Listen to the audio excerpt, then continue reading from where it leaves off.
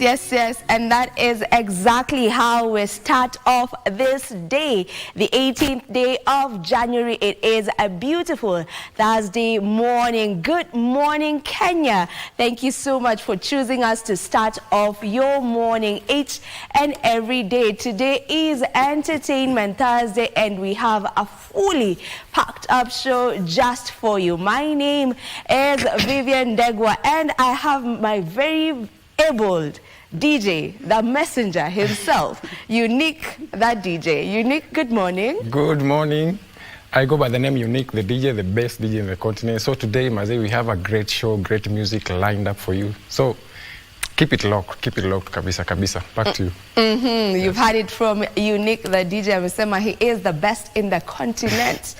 Go argue with yourself.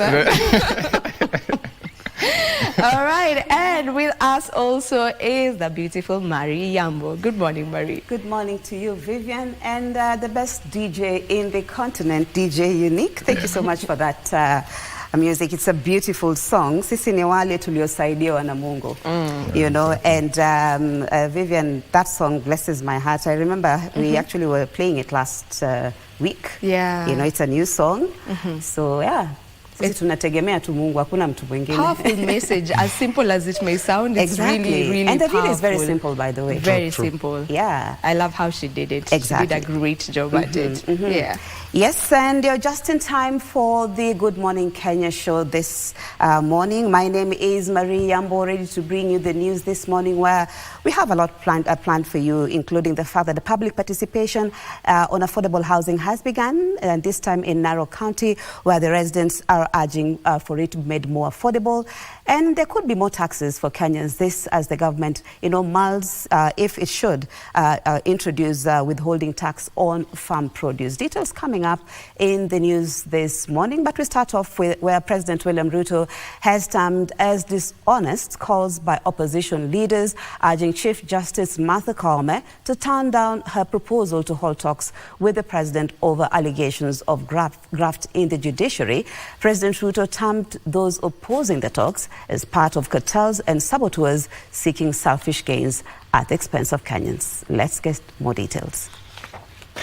Speaking Wednesday at Molem in Endebess while on a development tour of Trans Nzoia County, President Ruto dismissed claims that talks between himself and Chief Justice Martha Koome would compromise the independence of the judiciary. The president was responding to claims by Azimio leader Raila Odinga that the planned meeting will be a sign of the judiciary being swallowed by the executive arm of the government. Those who are opposed to any conversation amongst Kenyan institutions so that we can sort out the challenges that face development in our country are the ones that have been recruited by the cartels, by the crooks, by the saboteurs, so that they can continue to benefit to the disadvantage of the people of Kenya. And we want to tell them, shame on them.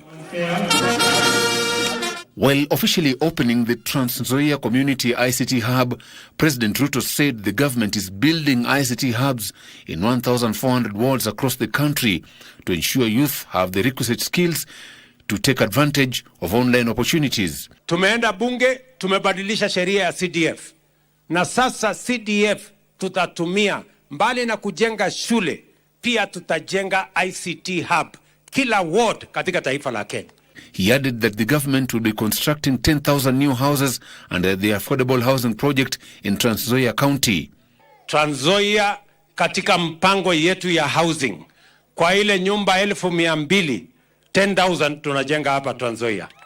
Na nimelete hii matrakta ya NYS kwanza kufieka hapa kwa sababu tunataka kuanza kujenga hizo manyumba hapa. Nyinyi mko tayari?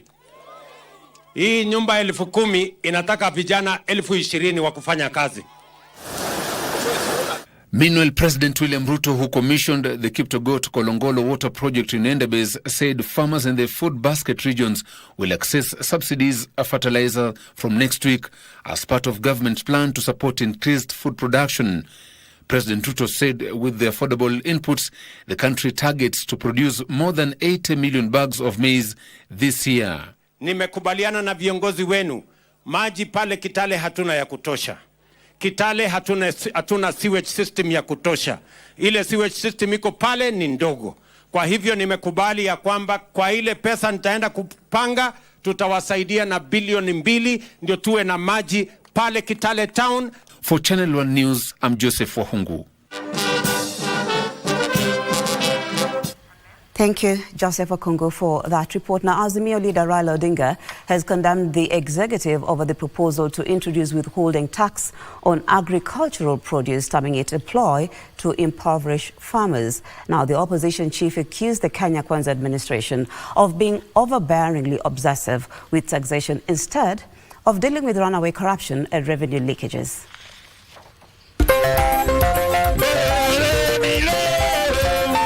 The Orange Democratic Movement Party leader Raila Odinga Wednesday continued with the party's member registration drive, with the caravan going to the political bedrock of National Assembly Speaker Moses Wetangula.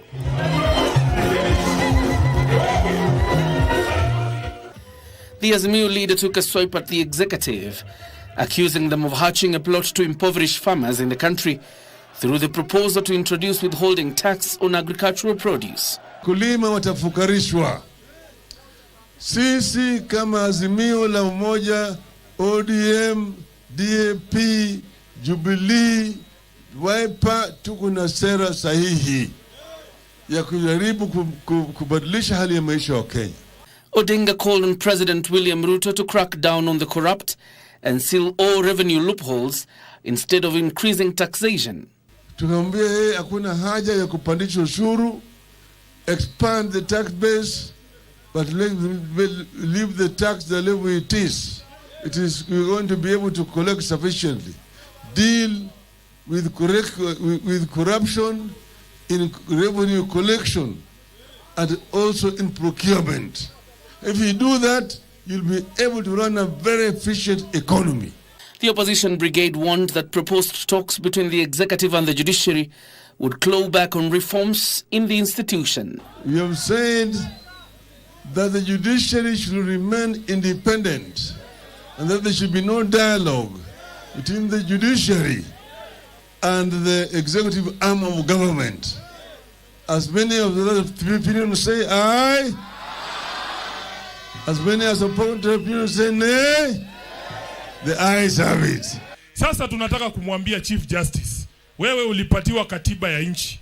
Usiogope kitu chochote, hauhitaji kuzungumza na mtu yoyote. Odinga has called on Bungoma residents to register and drum up support for the Orange Party, as it stood a better chance as the avenue in which the Mulembe nation can ascend to the presidency. Ndio kwa sababu tunasema tuwe chama kubwa. Wacha tupikania hapa. Sisi sote tuko marafiki. Kama Wanyonyi amepata, Oparanya amefanya nini?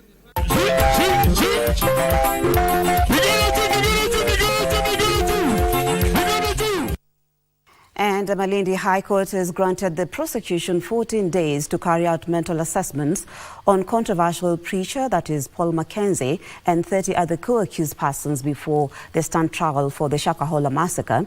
Justice Thande Mugure has also declined an application by the defense lawyer for the bond until the accused persons have taken a plea. Details in our Skills of Justice segment. Paul Mackenzie and his co-accused will undergo a mental assessment before they officially begin their defense. Justice Mugure Thande ordered the 31 suspects to be held for 14 days, even as their lawyers alleged that the suspects were being denied food. And the state will, for obvious reasons that we will give in an affidavit, propose bail at the right time. Mackenzie is accused of masterminding the death of hundreds of people whose bodies were found buried in shallow graves in Shakahola, Kilifi County. Reasons that we will give in an affidavit, propose bail at the right time. And therefore, we humbly request that Your Ladyship defers the question of bail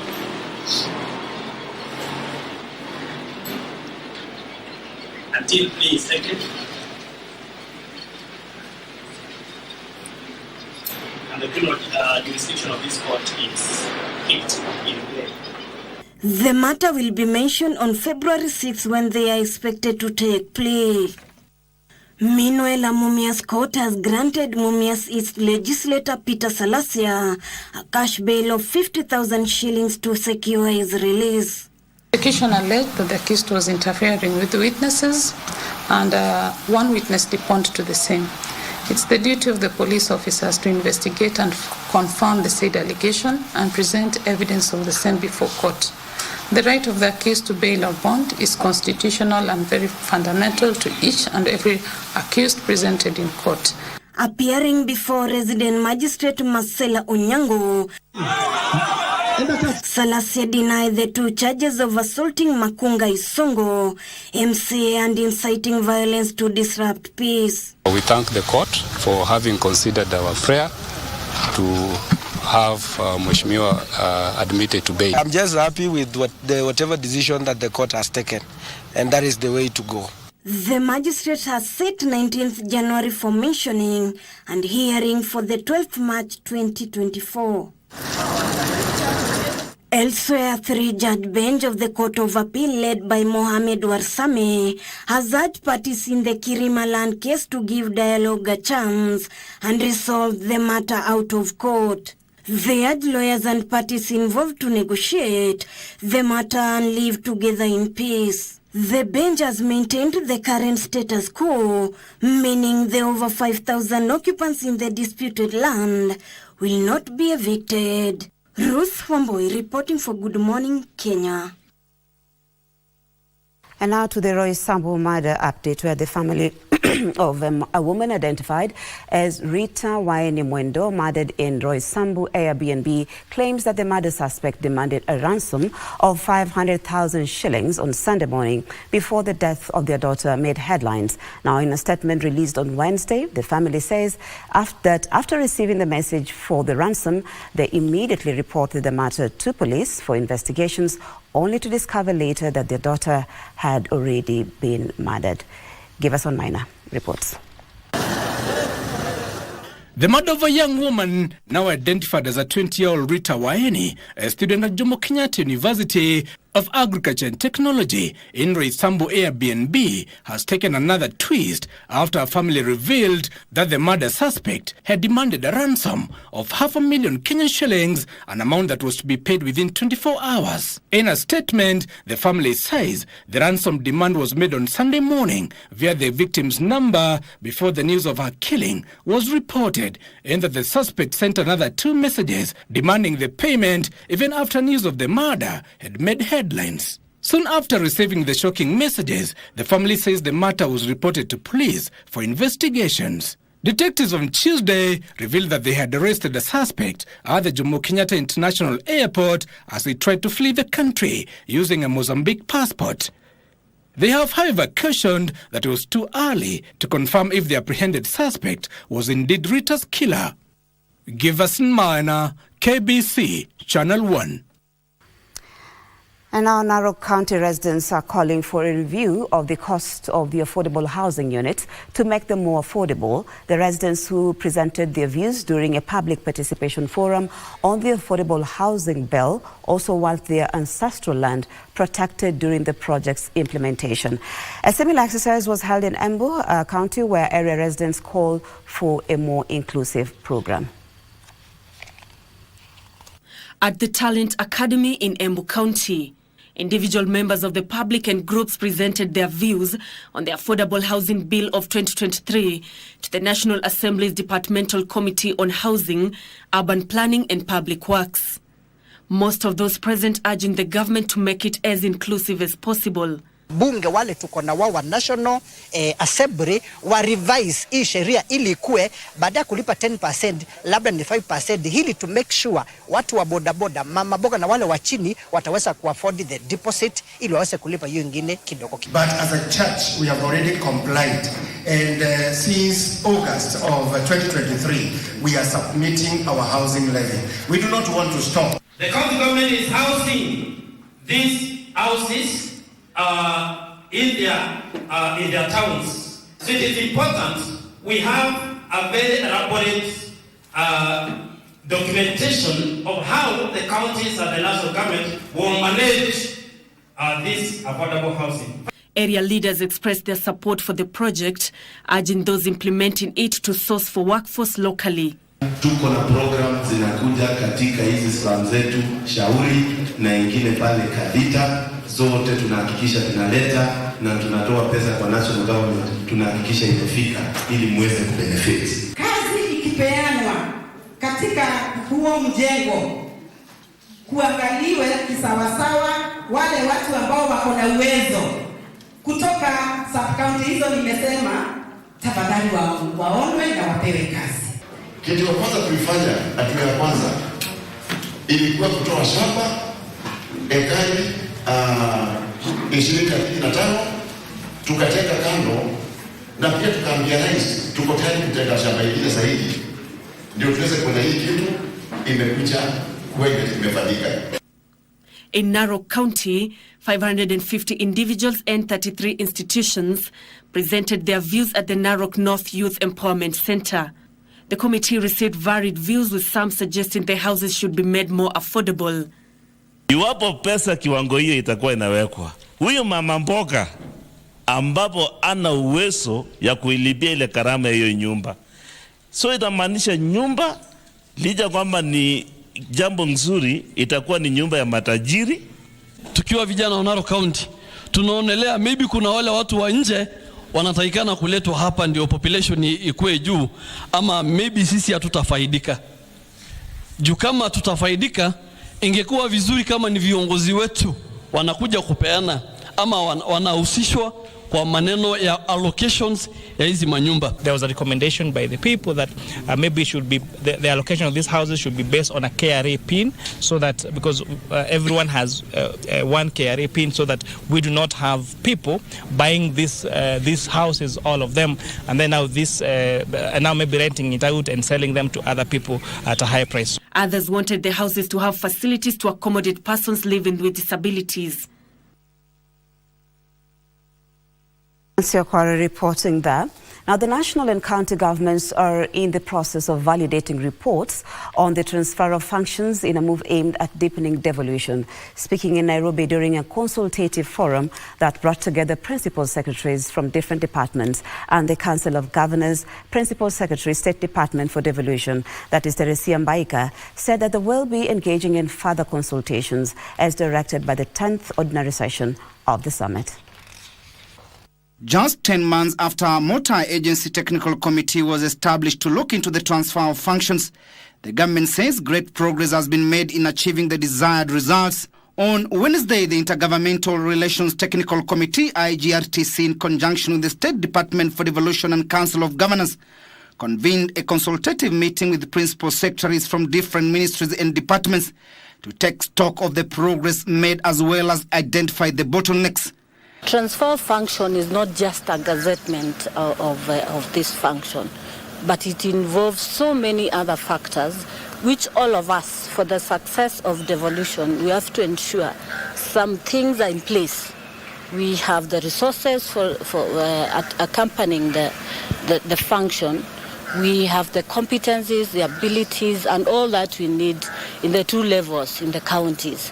So it is a rigorous process. Principal Secretary, State Department for Devolution, Teresia Mbaika, revealed that they will soon convene a meeting in Naivasha to prepare for sector engagements to validate the reports. Next 2-3 weeks, we'll be having consultative meetings, validation workshop, because a lot of participation has been happening through IGRTC, working together with the State Department for Devolution, and if you want, the Office of the Deputy President, where devolution is domiciled. Devolution is there to stay. We are not going backwards, and that it is important that devolution works for the country to do well in terms of service delivery. Therefore, the two levels of government need to work together to deliver to the people of Kenya as envisaged in the Beta Plan. The validation process will result in the gazettement of the functions for transfer, followed by the transfer of attendant resources. We are there to try as much as we can, as our mandate demands, to get all the actors to move together, the Council of Governors, the ministries, departments and agencies. They all need to move together to get the country, to get the devolution system, the devolved system of governance to work well, to support the transfer of functions as just one of the most important things that needs to happen in consolidating and deepening devolution. Among the sectors that were unbundled are trade, industry and investment, regional development authorities, and tourism, among others. We have come up with a program on how every sector, the 12 sectors which were identified with the remaining function, will be engaging, so that we are clear, so that we know as a national government, as a county government, that we are ready to undertake this exercise. Timothy Kipnusu for Good Morning Kenya. Well, and that story by Timothy Kipnusu brings us to our first break of the bulletin. I'll be back with more news.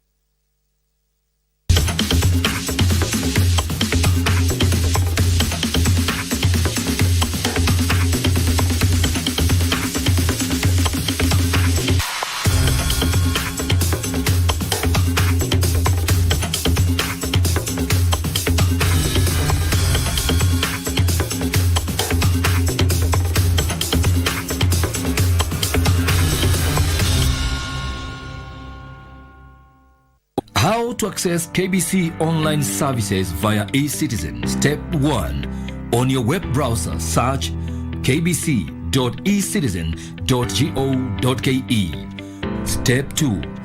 Log in using your eCitizen account or create a new eCitizen account and log in. Step 3. Enter your OTP, which will be sent to you via SMS or email. Step 4.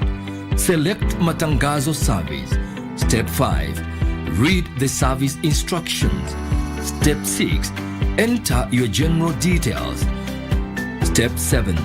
Enter your service details and click complete. Step 8. Submit your application and await feedback from eCitizen.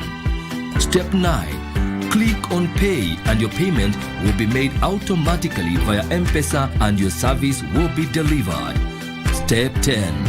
You will then receive an invoice to confirm your payment.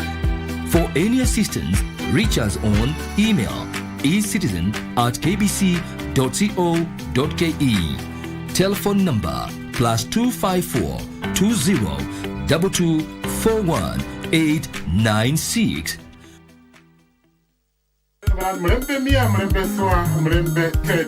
Habari njema kutoka redio yako pendwa ya Ingo FM kwa wakazi na mashabiki wa Bungoma. Sasa Ingo FM inasikika Ingo Bungoma kupitia masafa ya 103.5 FM. Sikiliza na uchangie, burudika ukifurahia uhondo wa kipekee kwa lugha ya nyumbani. Awamu ya Baragawi CC, Natural Sweetness. Kadhalika, tegea Ingo FM ukiwa maeneo ya Kakamega, Busia, Vihiga na Trans Nzoia kupitia 101.5 FM. Iseni koli, umwana wa kwendo, mkana wa imoni dala, nombo nyara kunanga, KK.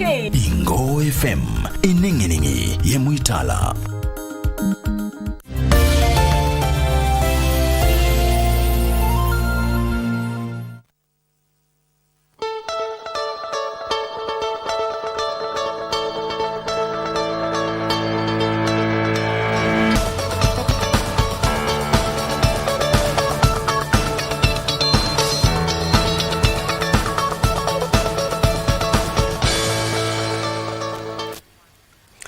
Thank you for keeping it to Channel 1. We continue with the news where the Ethics and Anti-Corruption Commission, the EACC, arrested 7 out of 13 suspects of corruption charges relating to 58.56 million shillings procurement fraud in the county government of Isiolo. Now, the commission affirmed that the probe is about a tender for the supply and delivery of a fire engine corruptly awarded to Descroll Limited in the financial year 2018-2019. The suspects will be arraigned before the Isiolo Anti-Corruption Court today. Here is our reporter, Abdiaziz Hashim, with more. It was a beehive of activities at the Ethics and Anti-Corruption Commission offices in Isiolo County, following the arrest of 4 out of the 13 suspects linked to procurement fraud at the devolved unit, while 3 suspects were brought to the Integrity Center for processing. The senior county officials, namely Peter Muhuha, Adano Salad Gadubo, Yusuf Mohamed Galgalo, Abdinasir Ali, Jibril Hassan, Augustine Karioki Gatebu, and Linus Thuranera, were arrested over corruption charges relating to 58.56 million shillings procurement fraud in the county government of Isiolo. Upon conclusion of our investigations, a report was submitted to the Director of Public Prosecutions, who concurred with the recommendations of the Commission to charge the said 13 persons for offences relating to willful failure to comply with the law relating to procurement, contrary to Section 45B, unlawful acquisition of public property, abuse of office. In the EACC quarterly report published in 2023 in a Gazette notice, Isiolo County was among the devolved units under the radar of the anti-graft body. Investigations established that the suspects engaged in a flawed procurement process designed to fraudulently award a tender for the supply and delivery of a fire engine to Dresco Limited worth 58.56 million Kenya shillings.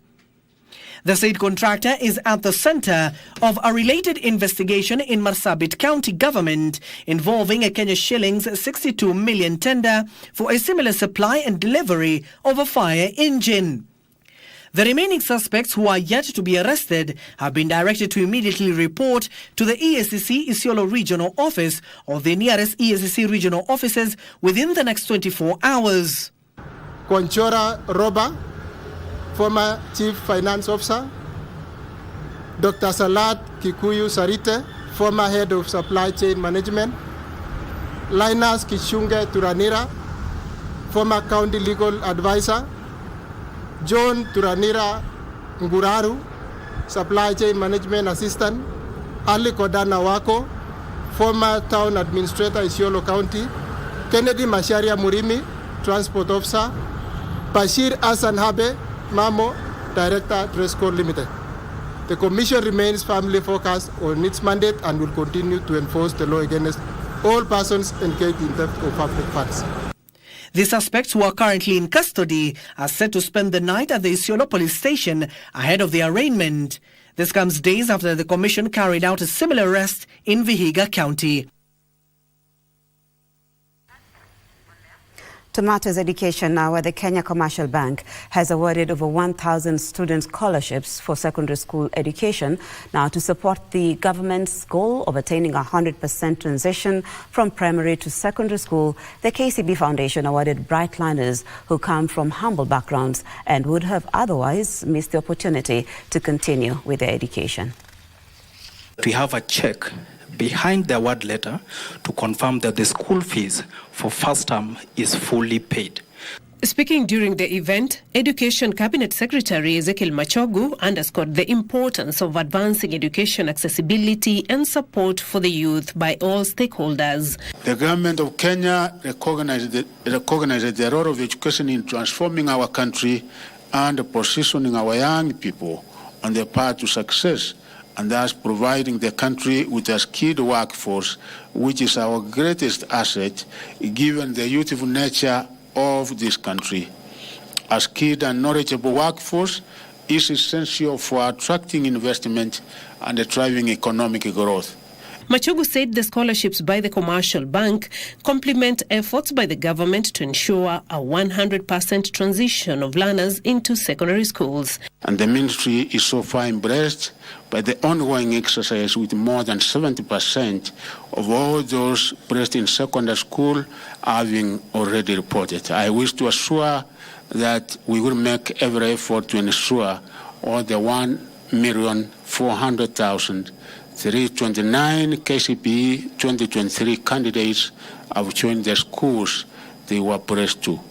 KCB Group Chief Executive Officer Paul Russo said education stands as one of their fundamental pillars, given the crucial role it plays in shaping one's future and future success. The KCB scholarship program serves as a powerful tool for promoting sustainable development and social impact, as it creates a pathway for underprivileged students who would otherwise drop out of school to realize their potential, contribute to social progress, and actively participate in shaping a sustainable and inclusive future. The over 1,000 learners will join their peers in various schools across the country and will be sponsored through their secondary education.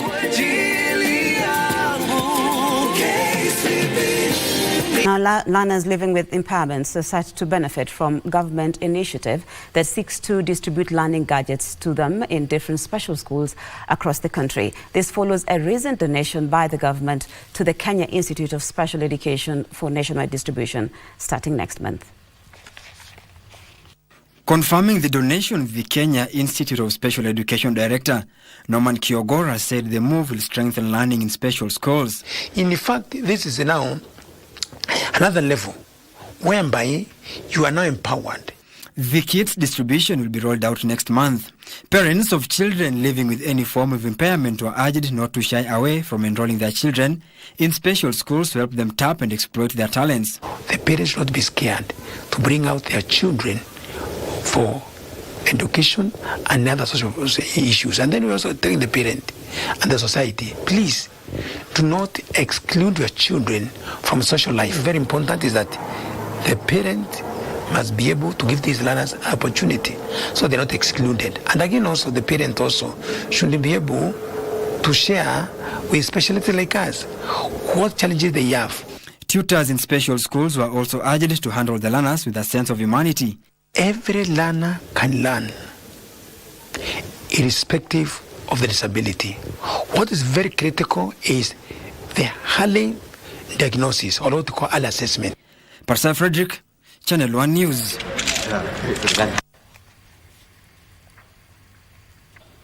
And moving on to matters health, where the Kenya Union of Clinical Officers want the Ministry of Health to rescind the recent approval of the organization structure and staff establishment for the State Department for Public Health. The clinicians say that the new structure relegates their profession and is a threat to the full implementation of the universal health coverage in the country. Solidarity forever. Clinicians say the Directorate Clinical Services, which is provided for in the approved scheme of service, was omitted. The Public Service Commission moved from schemes of service to career guidelines.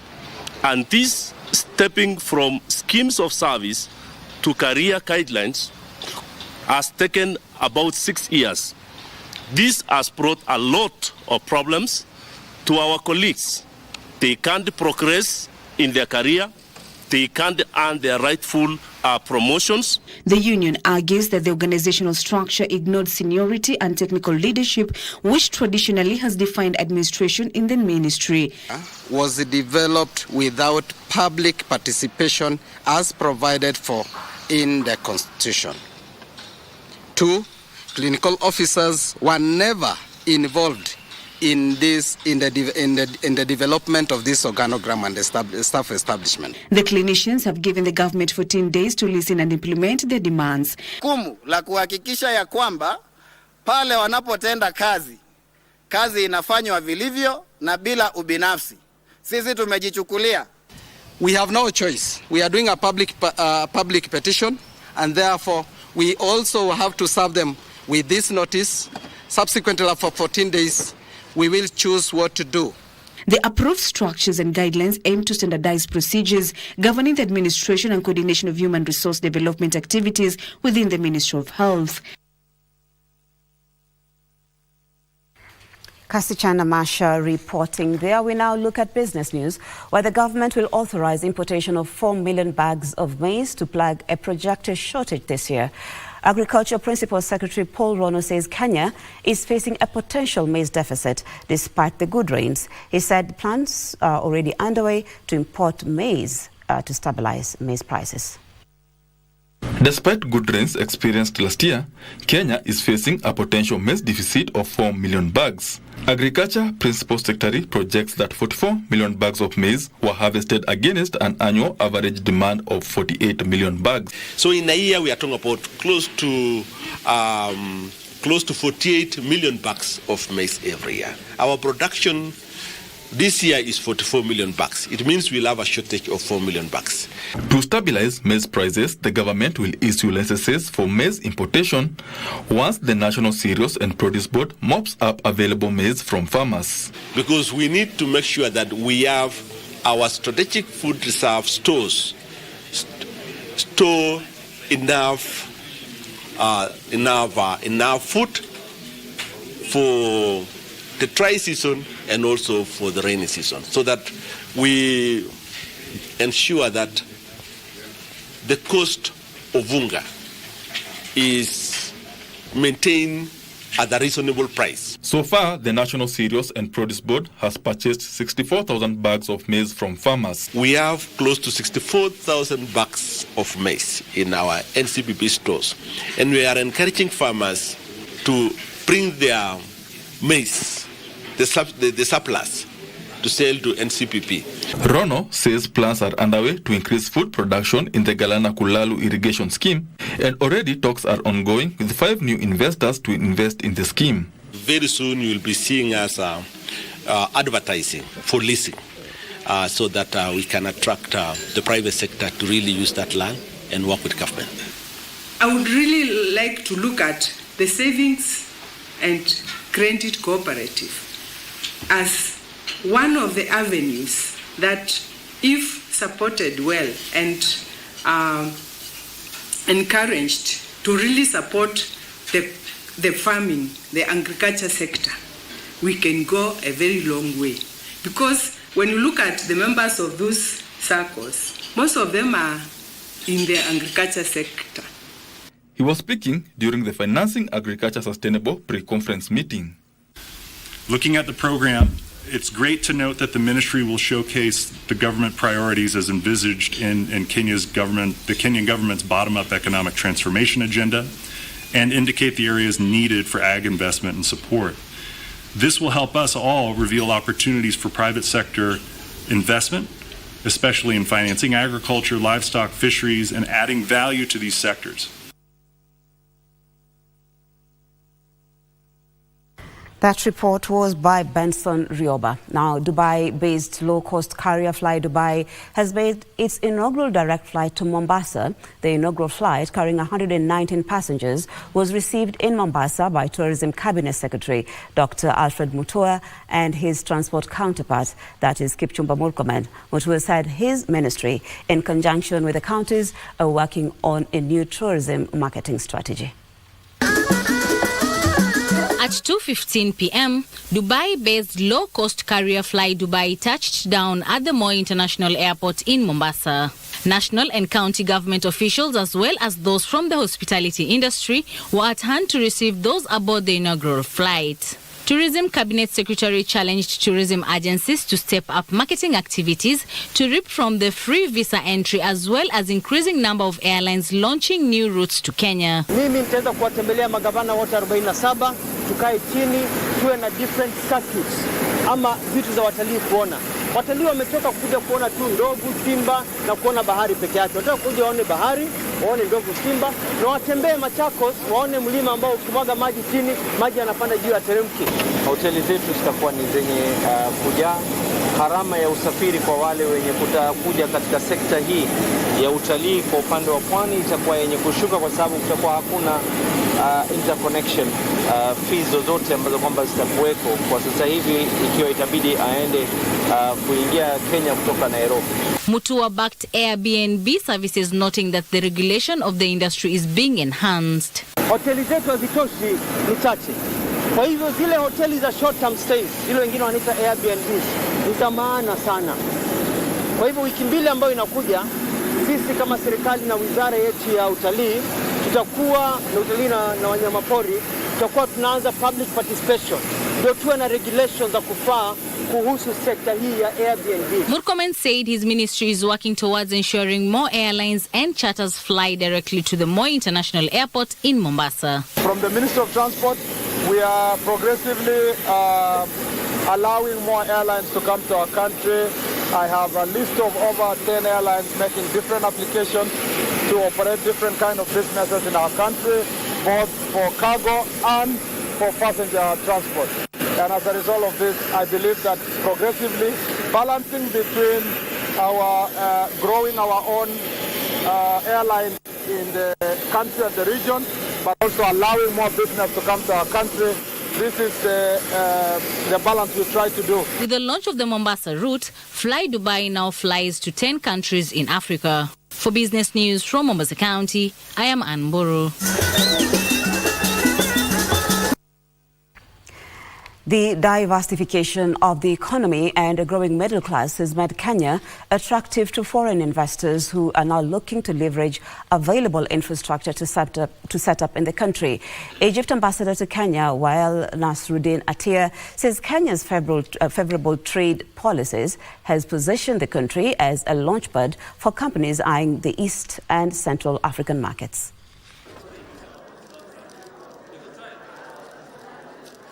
The relative proximity between the two countries, trade routes are not that far. A ship would take about 14 days to move from Mombasa to an Egyptian port in Ain Sokhna. So I think it's not that long in terms of shipping, and there are other opportunities benefiting from the prices, benefiting from competitive prices that both countries can offer. Kenya and Egypt enjoy very good trade relations, and this is what we as a bank want to stand for, and this is the reason you see us partnering with the Food Export Council of Egypt, with CIB Kenya. We've come together to make sure that we start to be the partner the go-to partner for this particular trade relation. We're manufacturing chocolate, wafers, hard candy, soft candies, most of sweets, auto sweets. We are export in Kenya more than 10 years. And I hope to continue and open my range and export a lot of range. And Kenya is open to the East Africa countries. Okay, it's a gate to East Africa countries. Now, delayed disbursements from the National Treasury is contributing to the low budget absorption rate, especially for development expenditure. This is according to a study by the Institute of Economic Affairs that found that in the 2022 to 2023 financial year, the absorption rate for the education budget for development was just at 62%, while that of health was at 78.3%. Our reporter, Wairi Monjenga, with more. Infrastructure in some public learning institutions could be in a deplorable state due to failure to spend money allocated in the budget. The Institute of Economic Affairs attributes this to delays in the disbursement of budgetary allocation by the National Treasury. In the last financial year ended June 2023, the Institute of Economic Affairs says about 36% of cash earmarked for education to finance development was not spent, followed by general economics and commercial affairs, public affairs at 23%, health and social protection at 22.5%. The government MDAs are not able to take in the budget allocated. For the last 3 years, TISA has been working to push for more money to counties, division of revenue, and permanently there is no money. On top of that, we are dealing with the debt question and how much we have to keep borrowing because we have a budget deficit. Spending to a large extent will be based on revenue collection or performance. Now, and obviously that is dependent on economic activity, so the creation of wealth and all. The report notes that about 19% of the approved development budget remained unspent compared to 7% of the recurrent budget, meaning that priority sectors are not receiving resources on time to offer services. Whenever you see stalled projects, whether it's some classrooms that were not completed, extensions of Kenya Medical Training College, labs, tuition blocks, as well as roads and other infrastructure like dams and so on, incomplete or stalled project is actually a symptom of under-absorption of funds. He says a single treasury account will help track the absorption rate of budgetary allocation. Finally, we look at sports, where Gor Mahia FC will take on Kwale-based lower tier, that is Denmark FC, in the round of 32 of the 2024 Football Kenya Federation Mozartbet Cup after the draw was conducted yesterday. A total of 38 football clubs have enlisted for this year's Football Kenya Federation Cup, albeit known as Mozartbet Cup, for sponsorship reasons, following the draw conducted at the Kenya Institute for Special Education in Nairobi. Of the 38, 14 clubs are from the top tier, while 6 are from the second tier, the National Super League. The competition has also attracted 4 FKF Division 1 clubs and 14 regional clubs. Here we hope this will be as well successful tournament as was last year, and we are very happy with this cooperation with the Football Federation of Kenya, because we see this opportunity for football to grow, because this is a very talented nation.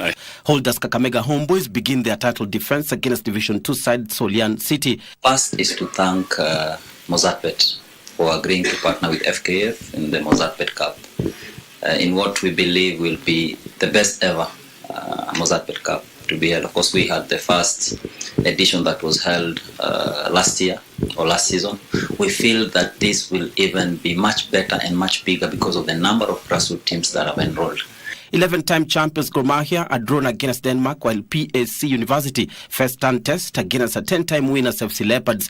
The tournament is set to kick off on February 24th with round of 32 matches. The winners of the tournament will represent Kenya in the CAF Confederations Cup. Last year's winners Kakamega Homeboys failed to get past the preliminary stage after being bundled out by Libya's Al Ahly Benghazi. And in case you missed last night's AFCON matches, here are the results. Morocco versus Tanzania. Of course, Morocco beats Tanzania 3-0. The Democratic Republic of Congo versus Zambia drew 1-1. Those were matches in the AFCON 2023 matches, which are being televised live on KBC Channel 1. Also, today we expect Group A matches, that is Equatorial Guinea versus Guinea-Bissau. That will be at 5 o'clock today, and Ivory Coast will take on Nigeria at around midnight. I think this is midnight. At around midnight? Okay, we'll be correcting that. I think it's earlier than that. In Group B, we have Egypt versus Ghana. So that will be televised live on KBC Channel 1. Be sure to tune in and, enjoy yourself. So thank you so much once again for making the time for us this morning. My name is Marie Yambo, and I want to leave the floor to DJ Unique and Vivian Degwa to take you through the Entertainment Thursday. Until next week, goodbye for now.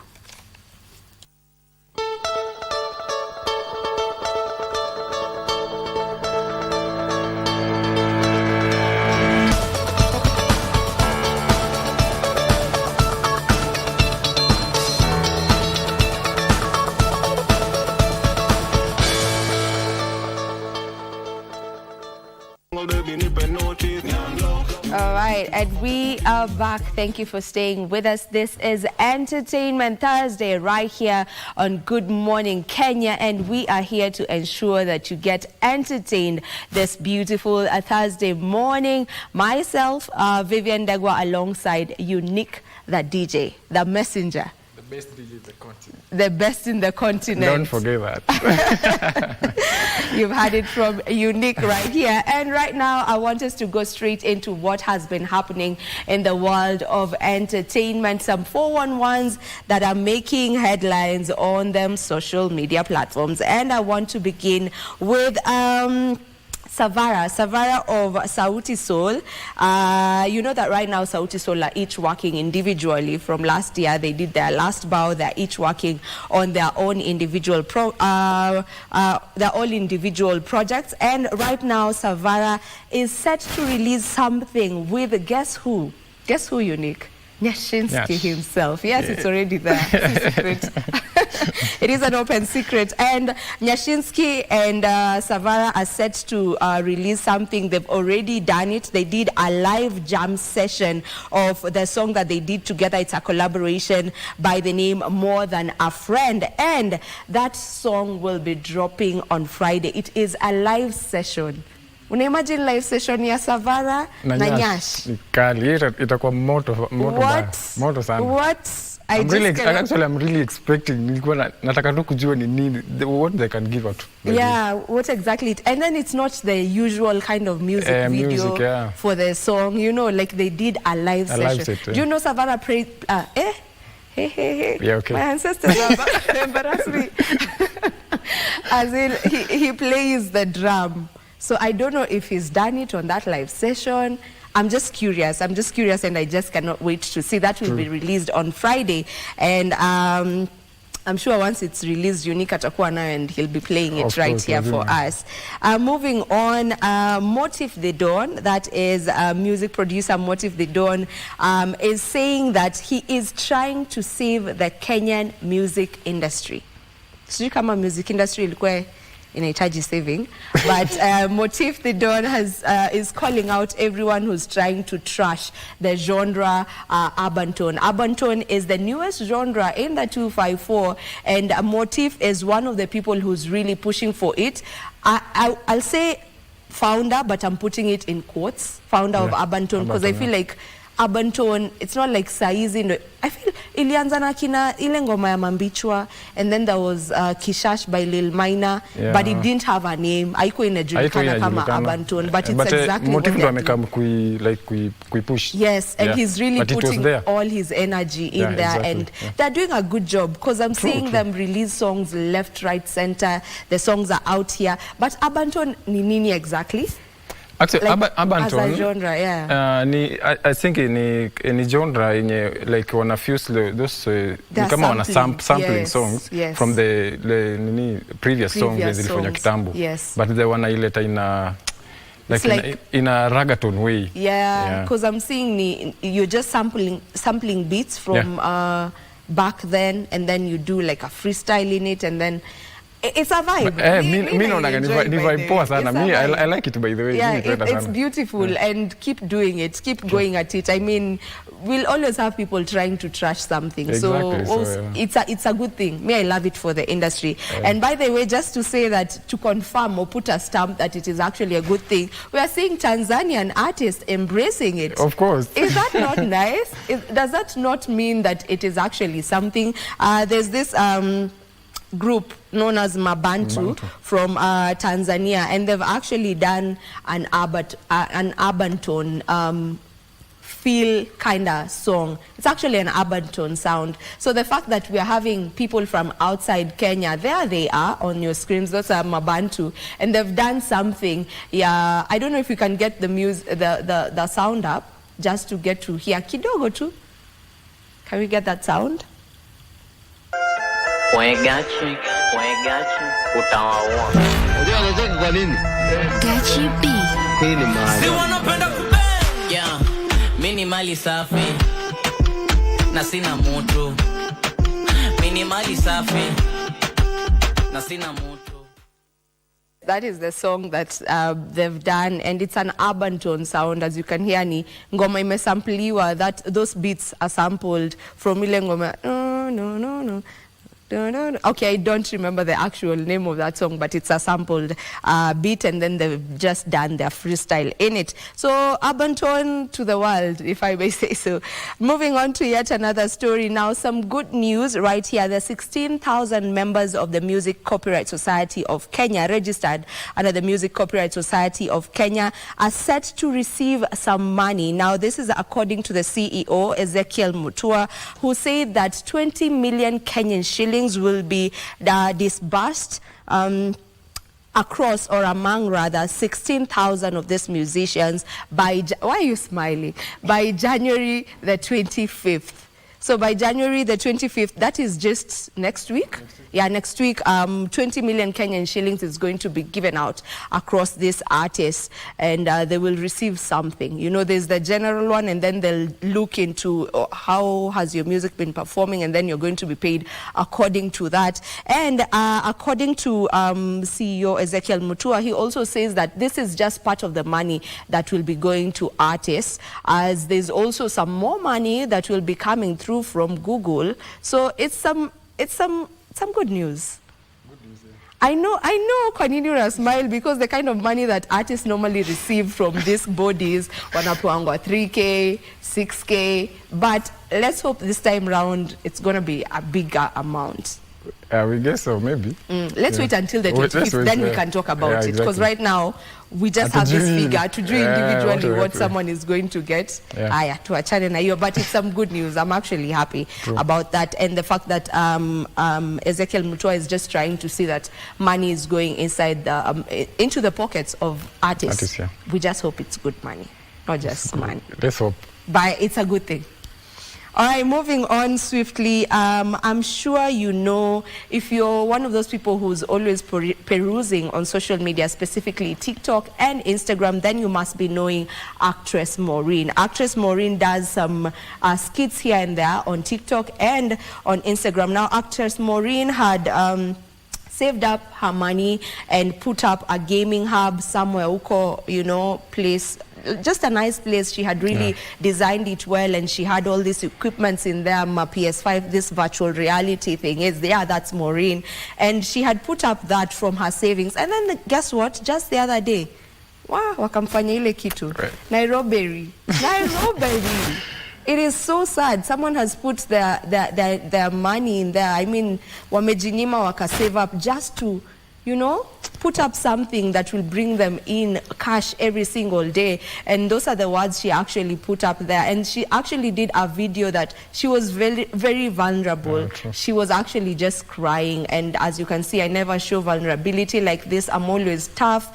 I can handle things, but this one was so overwhelming. I faced my worst fear after opening my game hub. I was robbed almost everything today. All the sleepless nights, the struggle, kujinyima, now is nothing. I'm so heartbroken. This is too much for me. It is so unfortunate, man. Do not go reap where you did not sow. Kila mtu ajikaze kivyake. Ile kidogo unapata ridhika nayo. Kidogo tu yenye unapata we. It's so unfortunate that you wait for someone to put up something and ngangana ndo aiweke, because si ati aliamka tu akaiweka. No, she worked for it. It's so unfortunate, but we really hope that Maureen is going to go back on her feet. Yet another story that is here. I don't know if you saw Jaguar speaking to some online content creators, and he was being interviewed, and someone asked the question of story na wasanii and drug abuse and alcohol, and someone mentioned the guy from Boondocks gang, Maddox. Yeah, who's now, he's not really doing okay. And actually Jaguar was just advising artists akiwaambia, like yeye mwenyewe, he says he's never touched alcohol. Like hajawai onja pombe. He's never taken alcohol. He has never smoked cigarette. He has never smoked bang. People assume that that's the lifestyle of artists, but it does not need to be like that. Even if you're drinking, jipange vile unakunywa. Don't just drink like you're the only one these drinks were made for, like there's no tomorrow. Drinks have always been there. Our great grandfathers drank. We are drinking, or you are drinking. the next generation will drink. Yeah, true. Iko tu hapa, so don't drink like there's no tomorrow. Mpime, as Jaguar has said. There's another story here. Yes, a big festival is coming up. A very, very huge festival is coming up on the 30th and 31st of March of this year. It is dubbed Raha Fest, and they held a lunch yesterday at the Vanguard, and they just gave out details on this particular festival. It will be a 2-day festival that will happen at Uhuru Gardens. It will be going down at Uhuru Gardens, and they've actually given us a lineup of the artists that we expect on the 30th and 31st of March for this festival dubbed Raha Festival. It will be all about music, fashion, food, culture, arts, and games. And the artists that are set to perform are JB Mpiana, we'll have Otile Brown, we'll have Nviri the storyteller. Leo Arna. Sikwangi hivyo imagine. Ni leo tu. Yeah, Nviri the storyteller. We also have Samido, we'll have Sanai Peitande, Nadia Mukami, Hat the Band, Ben Soul, Femi One, and those are just part of the artists that are set to perform, as they will also release the names of more artists. It's a beautiful thing to see festivals are coming in pretty early. Najua tumezoea January, February, March. Kuna kwanga kukwa a bit slow in terms of events, festivals, but this is a new one that is coming up. True. So it's good for the industry. Yeah. Wasanii waanze kula mapema. Si December tu. Si December peke yake. No, Oktoberfest. You know? So it's a good thing. It's really, really a good thing. There's a story here about content creators. Some anitangwa Samrio ama anitangwa Samira. Yomi namitanga tu Sami. Samiro. Samia Miro. That's how, okay, yeah. So Samia Miro and Shiko, they normally create content together. Yani wanafanyanga content ile ghetto kabisa. But if you see this girl away from her being in character, she cleans up nice. Anakaanga fiti sana.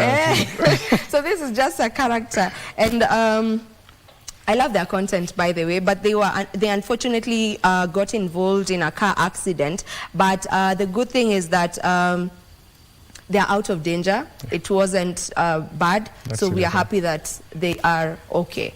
You know, they are okay, and we wish them quick recovery. As I wind up on the trends, we have this one I love.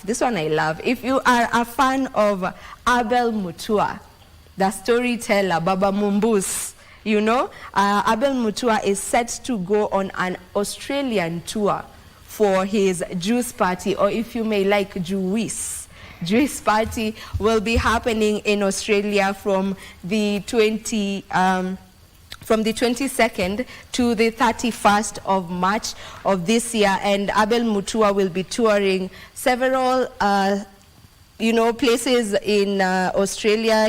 He's expected to go to Perth, Adelaide, Melbourne, Sydney, and Brisbane. And it is such a good thing to see that, you know, content creators. We saw Njugusha also doing TTNT tour.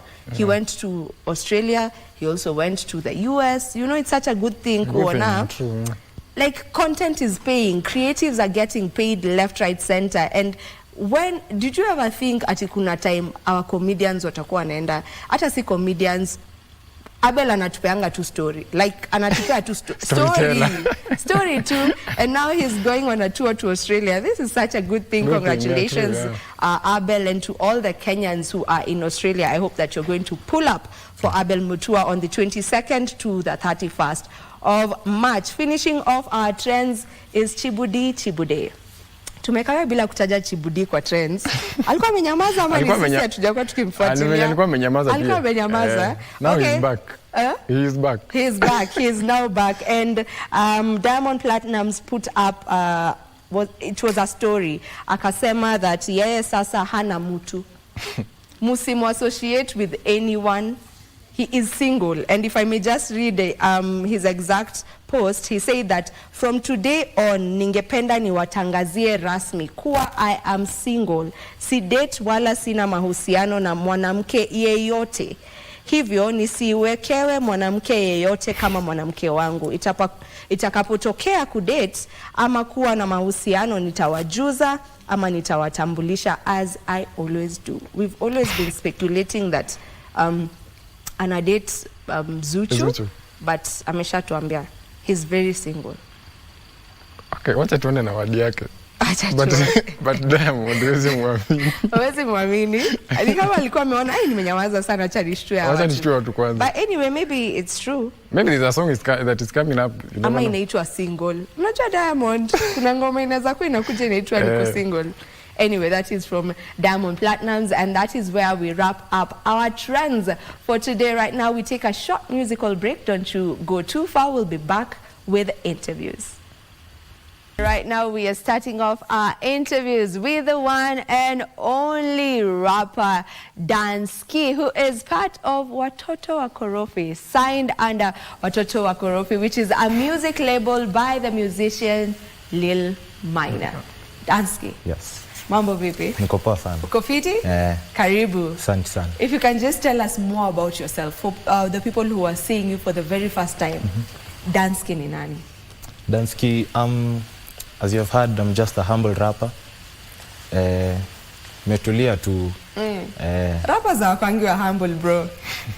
Ni mimi. But ndo naanza. Labda nitafika hapo. Unafika pale uache kuwa humble. Niache kuwa humble. Rappers hawakuangiwa humble. One OG calligraph. Respect the OGs that are coming hard. But anyway, it's good to get to know you. Now, if you can just tell us a bit about how your journey in music began. If you can remember, first of all, your earliest memories of music. Yeah. My earliest memory was actually, I was like in class 3. I was already in the choir, church choir, playing drums. I was mostly playing instruments. Yeah. Then I started rapping in like Form 2, Form 2, Form 1. Yo, watu wanakudanganya, tuandike mistari hivi.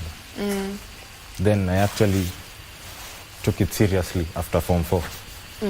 Yeah. Then you decided to get in the game. You started off in church, as you've mentioned. You were playing the drums, you were playing the instruments.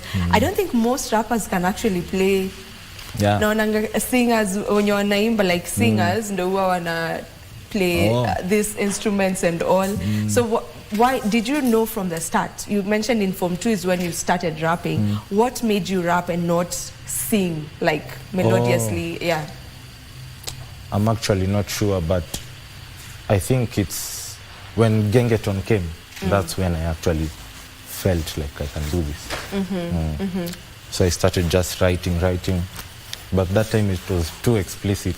I can imagine. Do you know high school watu uchochana? Sana. Yeah. So hivyo tu ndo ikaanza, sasa nime evolve sana. What made you decide to tone down on it being as explicit?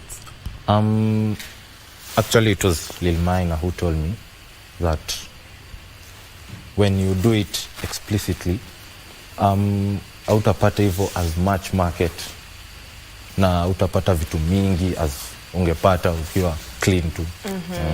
Because by the way, most artists in the country when you wanna get do yao pia ni through endorsement. So you want corporates to look at you, but when you're too explicit, corporates kuna venye watasema huyo hatuwezi kugusa, itacheza brand yetu vibaya. You mentioned you've talked about Lil Minor and he's the one who told you about this secret of you don't need to be too explicit. So where exactly did you get to meet with Lil Minor and when was that? In Form 1. Mlikuwa chuo moja? 2017. Shule gani? Lukenya Boys. We were there together. He was rapping, but his was like American rap. So I started mine in Form 2 and we were like, we need to do a song together. Hivyo tu. Tukamaliza shule ndo tukapatana saa vizuri. We stay every day together. So in high school mlikuwa bado mnaimba pamoja? You were writing together and not actually writing together. I'm writing and he's writing. Yeah. So when he opened up the record label, that is Watoto wa Korofi. Ni mkorofi? Mimi ni mkorofi. Not being naughty, but mkorofi wa kivipi yani? Ya usanii. Mkorofi mjanja. Ukorofi ya usanii ni ya ujanja. Ya ujanja. Unajua wasanii wanajificha kwa na wordplay. So when he started Watoto wa Korofi, were you the one who reached out to Lil Minor ukamwambia, bro, tumetoka mbali, si uni sign kwa hii label yako, ama he's the one who just came to you and told you, your bro Dansky? No, actually it's very funny that neither of the members was approached him. He's the one who sorted us out. Then we didn't even have a name. We were given a name by the fans. So it's the fans no walitambua hiyo jina Watoto wa Korofi. It was even secret. Hakuna mtu alikuwa anajua. We were just writing songs together, working on something. Then somebody came up with the name Watoto wa Korofi. How many are you under Watoto wa Korofi? We are 4. There's you, there's YB, Lil Minor himself, and Sosa. Okay, so it's the 4 of you. Yeah. And to think that, Lil Minor is a young guy, as you said, mmetoshana to your age mates.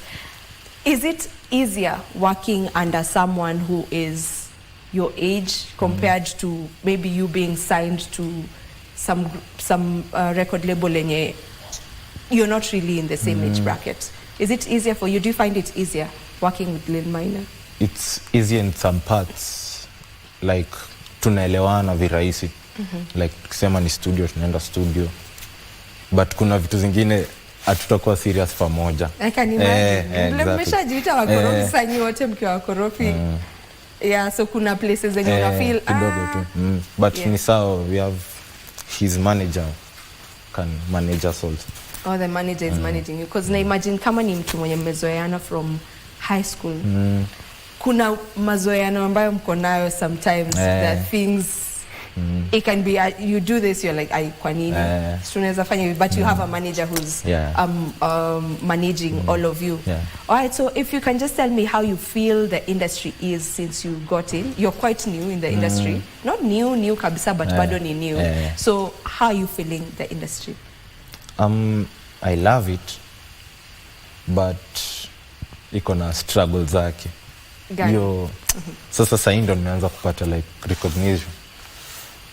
Nikienda pali siwezi enda sahi kama normally places zingine sahi siwezi enda vizuri. Lazima tu nikuwe nimevaa kofia, nimevaa nini ndo nisumbuliwe sana. But na enjoy though. Hii ni please ni kitu nzuri though, hiyo kujulikana, kuambiwa mapicha. Napenda mafans wangu wote. So the only struggle ni hiyo like life yako kuna venye ina change kiasi in terms of venye unaweza amua tu naenda hapa hivi shop nimevaa kashot fulani, maslippers. Yani kuna juju hivyo unatoa slippers ziko tu umeenda kwa duka. So unaweza kutana fans. So every time you need to be on your toes. Presentable. Always. Every time. Killer time. Every time. That's difficult. Very difficult. Yeah. And I'm in school. So you're still, what are you studying? I'm doing business administration.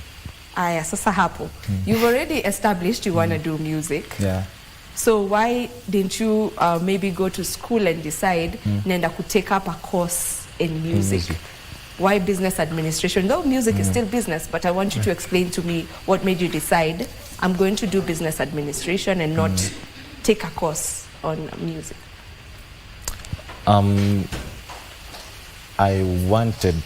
I never wanted to do music, but I did it in Form 1. But I felt like it was natural to me. I don't need to go and learn. I don't want to know the instruments and know sound engineering. I'll rap and do everything. I'll sing, I'll write, I'll whatever. But I wanted to do business because tuseme muziki niletee pesa vizuri. Nitafanyia nini na hiyo pesa? That's what. So you're just getting ready for what is coming. Unique the DJ na Juko na swali kwa msanii. Yeah. Now, I know I've seen most of your videos. Umeinteract sana na these guys wanafanya urban tone music. So what's your take on urban tone genre, like you personally? My take on urban tone is I don't really mind, but I don't like being categorized as urban tone. Even though watu wanasema si ndo tulikuwa watu wa kwanza tukiifanya hiyo. Yeah, I mean Lil Minor was among the very first people with Kishash. Hata WW ngoma zake zote ni za kitambo. So I don't mind them. They're doing good work. So, but mimi yangu si Abanton.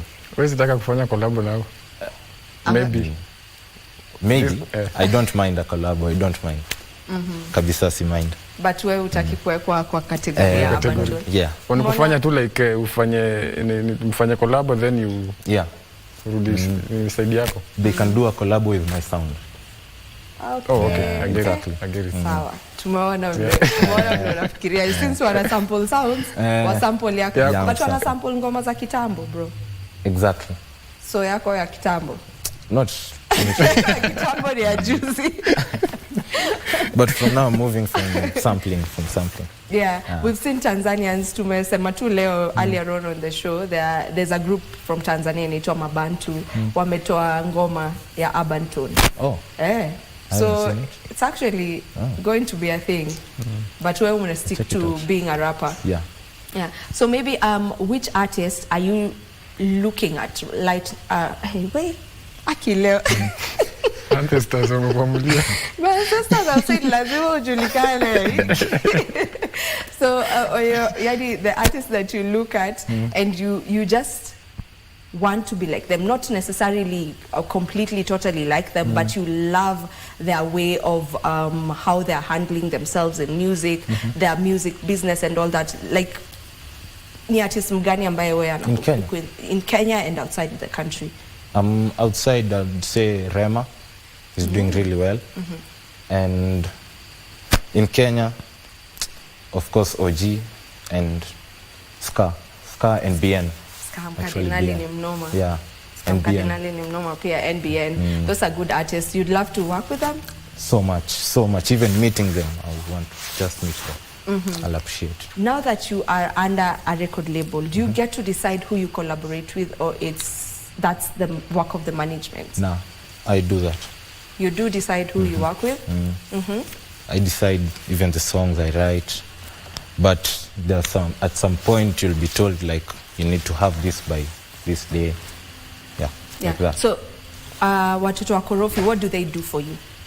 Like now that you are under their management, what do they do for you? It's actually so new, so we haven't like really started.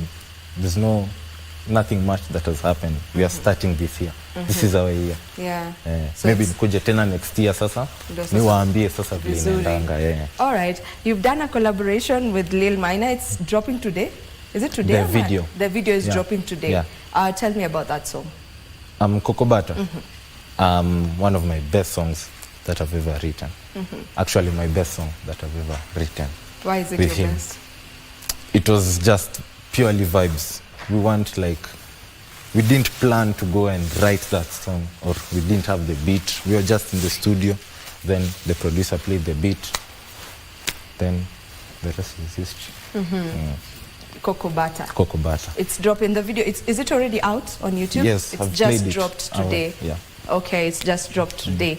I want you to look at the camera now and just talk to the people who are watching you back at home. Let them know where they can get to find your music and where they can also put up with you, or keep up with you rather. Dansky everywhere, literally everywhere. TikTok, Twitter, niko kila pahali. Yeah. Ngoma wanapata wapi? YouTube, Apple Music, Spotify, anywhere you want. All my songs ziko kila pahali. All right, what next for Dansky as you finish? I have singles coming out, like 2-3 singles before the half of the year. Yeah. Before the half of the year. Yeah. So you're busy. I'm very busy. You guys are busy working. Yeah. All right, Dansky. Thank you so much for coming to the show. Okay. And all the best as you kickstart this year on a high, and as you also just get to find your step in this industry. I appreciate it. All right. Okay. Unique Mziki.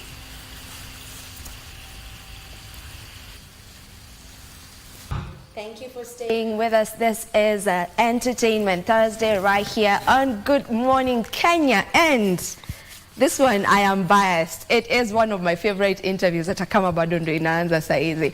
I am more than pleased to bring you part of the cast members of Volume. Volume is a Kenyan series on Netflix. Yes, you heard that right. Yet another series up on Netflix. And it goes by the title Volume, and we are more than pleased to have the cast members right here with us. Introducing to you, ladies and gentlemen, I will call them by their names on the series, and that is wacha ni mimi nasema usiseme. Benja, Ivy, and Castro. Welcome to the show. Thank you. How are you doing, guys? Msichana ni mrembo. Anawaka. Msichana ni mwangaza. Ulikuwa unamuitaje kwa show? Toto light skin. If I may allow you guys to introduce yourselves personally by your government names, beginning with you. My name is Faiz Francis Ouma. I am an artist who is an actor, event organizer, and entrepreneur. That's what's up. Hey, bro. Bye, Coco. Hi, everyone. My name is Stephanie Mushiri. I'm an actress and a content creator. My name is Brian Kabugi. I'm an actor. Boogie, when did your voice break this much? Actually, hizo. Tulikuwa tunakusikiza machachari huko ukisound. Nikawa nazaima hello. But the adolescence happened, but ndevu ndio inakataa, but unaona inakam. I think ni Volume na Netflix. Sauti imereplace ndevu. Kuna moja lazima ibalance. Alright, if we may just get a bit of a background of each one of you and how you got into the film industry just before we get into the series Volume, beginning with you, Boogie. I started my journey when I was quite young. I started in Machachari, did that for around 6 years, left in 2017. In 2019 I did a feature, then I did Kina, Salem, then now Volume. So it's just been a continuous journey of, I think, around 11 years on screen. But I can say Volume is like the epitome of my career right now, because it's just been steps on steps on steps, just growth. But each and every project I've done, it has been so pivotal in my journey. So it just started when I was a kid who loved acting. I knew from a kid I wanted to be an actor, nothing else, and I just went for it. Yeah. Maybe your earliest memories on acting. When did you realize there's something known as acting? Actually, this is a thing. I used to get into a lot of trouble for imitating teachers in school, and also time I plays at church, shule. I always wanted to be involved. But since nilikuwa like class 4 or class 3, most of the time unapata utawekwa kama mbuzi. Ama unaona kwa stories za Jesus and everything. Yeah, because the senior students ndio wangepewa roles za Jesus and Joseph. But I used to be so enthusiastic. Nikiwa mbuzi, yani inakuwa mbuzi kabisa. They good. Yeah, but and I used to get into a lot of trouble imitating teachers and stuff. So I realized, napenda kuimprov. I love being in characters. Then I got a slight opportunity, narrow opening wise, so guy, naweza ingia kwa TV. That's it. Yeah. And that's how Boogie was born. All right. For you, Stephanie? I think for me, it started off, I started doing drama when I was in primary, but then after that, it never hit me that I could do this as a career. Then after I finished high school, I got into commercial modeling. I did a lot of commercials, a lot of ads. And then after that, that's when a friend of mine who was an actor, shout out to you, he introduced me to the industry. He was like, oh, come, there's like a small role here. I know you want to look for like a hustle, come. I was like, okay, so let me show up. Like, there's nothing I'm doing anyway. I'm from high school, like, okay. So I went, and the producer asked me, like, have you ever acted before? And I told him, like, on a set, no. But I mean, I wouldn't mind it. Like, I loved being on that set. I loved the cameras. I loved just bringing a character to life. And I didn't even realize at that point. So after that, he was like, oh, would you consider it as a career? So I was like, I mean, why not? So since then, we've done a lot of pilots together. I've gotten into a lot of shows. My first, I think, big break was Pa. And I don't know, like after Pa, everything just went up. I got into Second Family, then now Volume. Yeah. All right. How about you? Very nice. Same story. Pia mimi nilikuwa prop in primary school. That was like, I think, my first play in primary school. Nilikuwa hapo nyuma tunaingiza miti. So nilikuwa nakaa niko na mamiti hivi, nakuja nasimama hapo tree yesi nikisha backstage navuruta flowers. Nilikuwa tu kazi. Alafu from primary school nikaingia high school, but shule yetu hatukua drama wasn't that nini haikuwa active, so tulianzisha. And then nika realize this is something. First I wanted to be a journalist. But once acting kick in, nika realize, I can be an actor, I can do a journalist role. So being an actor is anything I want. Alafu straight out high school, nika ingia into acting immediately. Kwanza nilianza rehearsals pale Central Park. That's where my friend took me. Shout out to you, Raj. Saye ni tattoo artist. Yenda liniingizanga huko. Akaniacha huko manze, sijui sana nafaa kuenda wapi. But I stayed there. That was like my first one. Nikaingia set books. From set books nikatoka. Nikakuja KNT kutafuta tu what's going on, because I wanted to get into the professional industry now. And then from there 2019 got into a competition. Shout out to Nick Mutuma, Giraffe Pictures. They were looking for the next superstar. Nikakuwa number 3, like the superstar that I am. Alafu nikaingia Volume. And the journey continues all the way up. You wanted to become a journalist. So nikiambua I take a break, you're the one who's taking us for that break. Why not? So awesome. I love it. Tata ujateta. Sawa. On you, Boogie, like how did you get into Volume now? Like if you can just take me through the casting, did you go for auditions? Ama when you wale unaitiwa tu role? Nani anakuja? Funny enough, sote tulikuwa audition the same day. The first audition kulikuwa na sekaso mbili. Primary Pictures was packed. Where we went to audition, the offices. So day one was like that. I always give this story like all the roles I've gotten, I've had to audition for them. So there's no time. There's stories out here that some of you guys or some actors just get called. It's a fact though. That those when you're called to come for an audition. You're not called to, that's what we called a closed audition. Because there's an open one where everyone can just come in, but then they're closed because anajua Boogie anaweza fit your character bado bado Faiza anaweza, so Benja that was closed, but kulikuwa na Benja car 20, kulikuwa na Castro's car 20. There were multiple lives, and all these are A-list actors on the industry. So we had to fight for our roles. Shiko went back home to change, to be in character. It was like, oh my God, I don't look like Ivy. Nimesoma script, I need to change. Me, when I came with a brief of Benja, a young rapper, nini. Oh, so you're given a brief. So you're auditioning for a character that looks like this, like that. This is the storyline. So give me Benja. Because also they don't want to waste time. So that was it. We went there, we had the auditions. It was hectic. From morning, mpaka jioni, we still came back for callbacks. And it was a shortlist until where we realized, guys, I think Nisisi. Hebu niambie vile uliingia kwa hiyo room. What happened? So you've gotten into the auditioning you come, room. You register, then you guys are given your sides. You might be paired up depending on the roles you're doing. And even kuna some aspects of your roles where you don't need to be paired up. For instance, Benja had to know how to rap or have an idea of rapping. So after the script, unaambiwa hebu turapie verse moja ya anything you know. Can you rap Boogie? But mbona kwa series atuja kusikia live. Okay, una part nimekusikia. But you know, that's again a thing. Like this Volume was a musical. It's very new to us. So it was a new thing that we are all trying out. And in terms of the music and everything, I feel like we really tried our best. We did. You did good. This is the first musical that has come into the space. Yes, actually, I didn't commend you guys. You did a great job.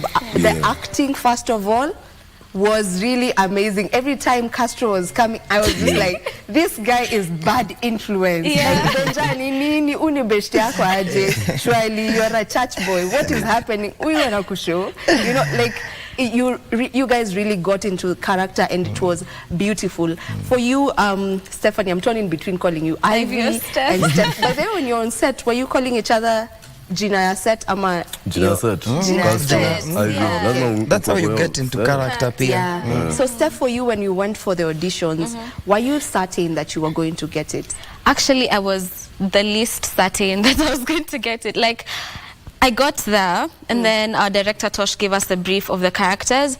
So once I got the brief, I was like, wait, I'm not just like Ivy, because Ivy was supposed to look older than these guys at the auditions, according to how the brief was given.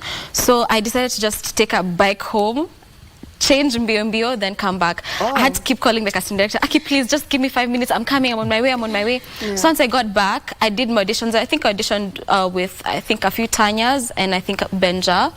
And then after that, I went home. I switched off my phone, removed my wig, got food, and then I just slept. Because I was like, Kwanza, we were supposed to get the information the same day, like if you got the role the same day. So my nerves were everywhere. I was so anxious.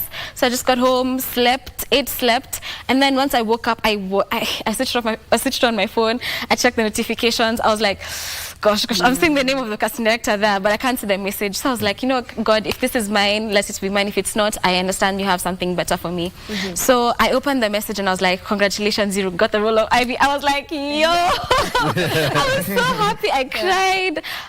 I called my friends. I was like, yo, we got the role. Like, it was such a happy moment for me. So when you're going to audition for a role, what I'm getting is it's not just about what you're going to give out. It starts with how you look. Because you had to go home and change in order for you to be in character. I'll look the way I look, but I'll give my all in just my performance. So it's everything to do with everything. You have to look like the character. Exactly. You can't give 90%. You have to give 100%. Let it be that maybe some other thing that was out of your control was the reason why you didn't get the role. Not because it was because of how you dressed. That's something you can change. I didn't want to leave it to chance, so I just did what I had to do and compensated where I had to compensate. So yeah. All right. For you, was it difficult? Difficult the to auditioning bits. Of course, because when I saw the character, when I saw the brief, the bio, I went through it and I was looking for what is that thing. Because I always want to know what does the character need from the excerpt or the slide that I have. So when I checked it out, I was a bit confused. I remember when we went for the auditions, of course I dressed like the character, whatever I had in my mind. And then when I got there, kulikuwa na wase wengi. So nakumbuka nikipatana na Bugi, tukapitia lines pia, akiwa Benjamin, nikiwa Castro, nikatafuta Neville, nikatafuta tu watu just to have taste different za Castro, just ni figure out. Alafu when I got in there, because unajua ukishafika huko ndani, either kila kitu inaweza potea ama kila kitu ikam. Then nikafumble kidogo, and then there was that scene. It's my favorite scene on Volume. Kuna tu scene siju nikaanza tu kudance, nikaanza tu kuimba. Nikaona Tosh the director ameniangalia hivi, akaangalia na casting director wakafanya hivi. Nikasema imeenda. I was pretty excited when kitoka auditions. But sasa you just don't focus on it. Unaendanga you deroll from it, you steam off, unangoja callback, because you know it can go either way. But kuna hiyo gut feeling, unajua kama umeget job ama get job. All right. There was a Violet Bijura.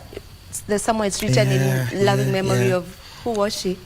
She was the girl who played Ivy before me. The first time they shot Ivy, the pilot episodes, she was part of the cast. She was one who was playing Ivy, but unfortunately we lost her. Yeah. May her soul rest in peace. Amen. Fanya mambo yako, tupeleke break. So guys, welcome to Entertainment Thursday, and we are going on a break. Usitoke hapo. Oh God.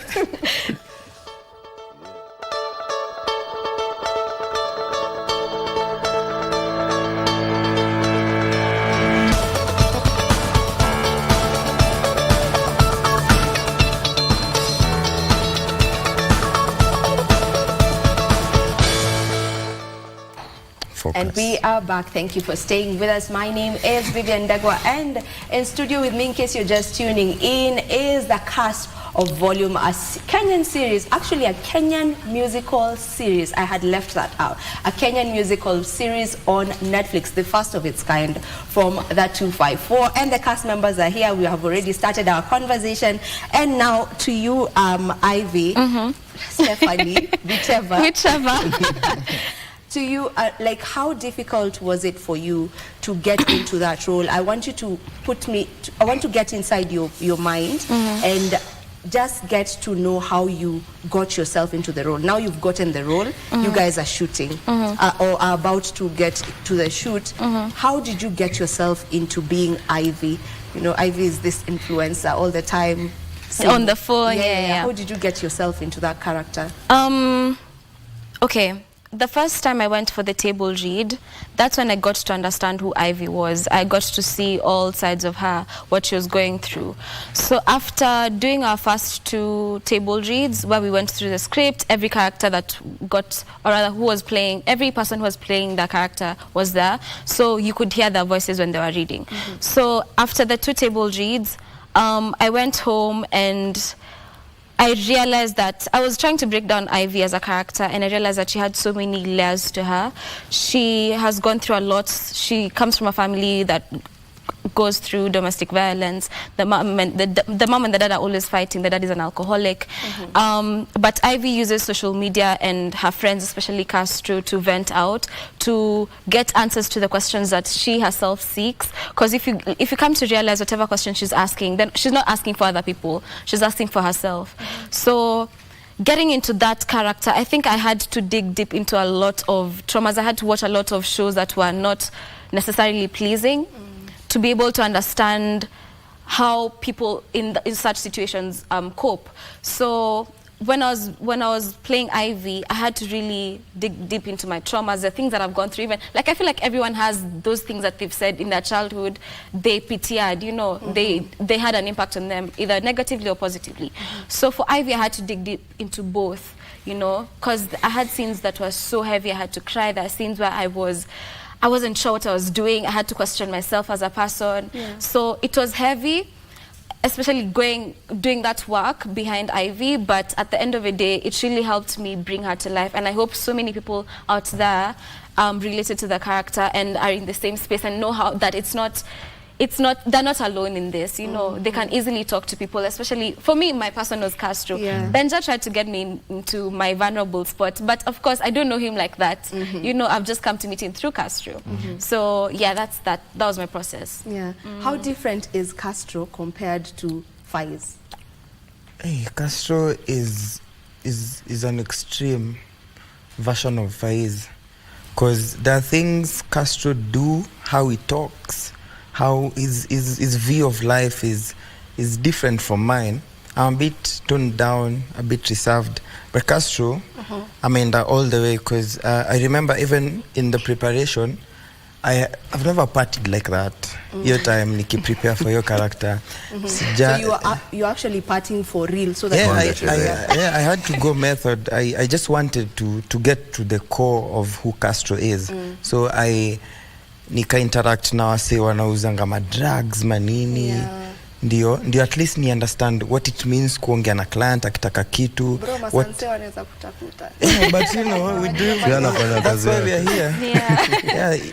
The risk may pay off, because sasa nikiwatch hata siwezi watch na mamangu, because vitu zenyewe bwana anasema, man, hata mimi niko lewe unasema hivi. So the difference is huge, For you, was it so different from your actual? It was very nini. For me, this is the hardest role I've ever hacked. Because first of all, after to audition, then nipo a story. I'm like, yeah, Benja is a rapper. Na hiyo ndio his main anchor of the show. At the same time, I was still doing another show, Salem, which I was doing consistently for 2 years. So I'm already in this character that I haven't derolled from. Yes, Tito. about that. How do you go about that? Because now you're two characters. But opportunity comes. You get. So I was like, Salem, are you guys willing to give me a month to go shoot Volume? Yeah. So I finished like Salem on a Friday, and our day one on Volume was a Sunday. You remember? Yeah, I remember. Yeah. So really, I didn't have much time to get into character, but the pressure was. Lazima nijue kurap. Benjani rapa noma ni upcoming, lazima kuwe msanii.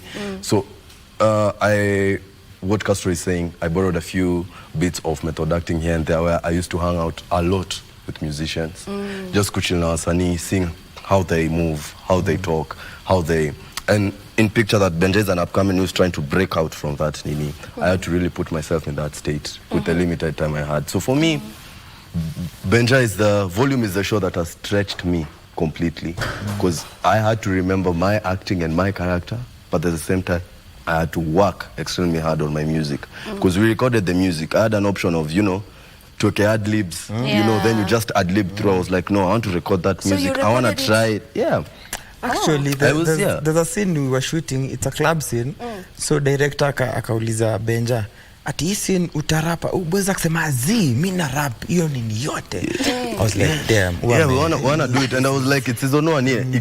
Ni sound vibaya, I wanna do that thing. Because that's the... Faiza amesema, an actor inakuwa lau kuwa anything you want to be. And that's how we push our limits. And that's the only way we'll compete with Hollywood, with South Africa, with Nigeria and those. It's us being confident and courageous enough saying, mi siezi kata role, ju siezi rap. Siezi kata role, ju siezi... No, you get the role and you work on it. Nimepata roles zenye nafaa kudrive manual kana nimesema yes, neza drive. Saizo wapi? Sijui, the following day, bro, uko na ile nda yako manual, manze inahitaji unitrain. The entire day nifundishe tu venye ku... So it's the commitment and the courage and the grit and the guilt of having like, you know what? I don't care how venye itaonekana. I'll put my best foot forward and I'll have the confidence to take this role. And I love that you said that because sometimes when you see the end product, we assume it's not that hard. You know, you guys are just there looking good on TV. Oh my God, Volume was the crew, the cast. I mean, guys really shoot for many days. It's like a month. Day and night. Yeah, to ask how long almost did it take? A month. Days. Only that's an entire month. And it was mostly almost 6 to 7 days a week. Yeah. So sometimes even a lot of night shoots. Monday, a lot of night shoots as well. When was it shot?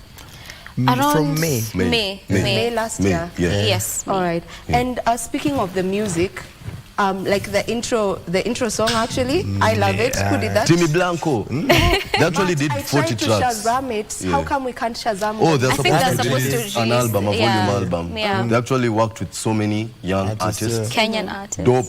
Kenyan so artists. All Kenyan. All Kenyan music. All the soundtracks. 40 original soundtracks. So those guys have put in the work. Like Tosh and the entire team, Brian Smalls, the music director. Yeah, I had guys like Brian Smalls and Amitari where when I'm not shooting over the weekend, nafunzwa kurap. Boogie comes studio, you record, this is how you rap, this is how you tone your voice, this is how... But really, with the resources and the time we had in place, everybody outdid themselves. Crew, cast. Uliona venye cast walikuwa navalishwa wewe. Show me a show. Wardrobe imeshinda Volume. Yeah, there's a friend of mine, big up to her name is Val, she works actually here. Alikuwa tu, like your wardrobe, every time you showed up, she was just like, right? Shout out to Candy Soul. Shout out to Shazi. I was telling. So everybody. Always something happening all of them. Walifanya kazi. Walifanya kazi fiti. I agree with you. So the songs eventually there's an album coming up for Volume. Yeah, I think Tosh. Tosh line. Tosh na Smolo, ndo mnajua.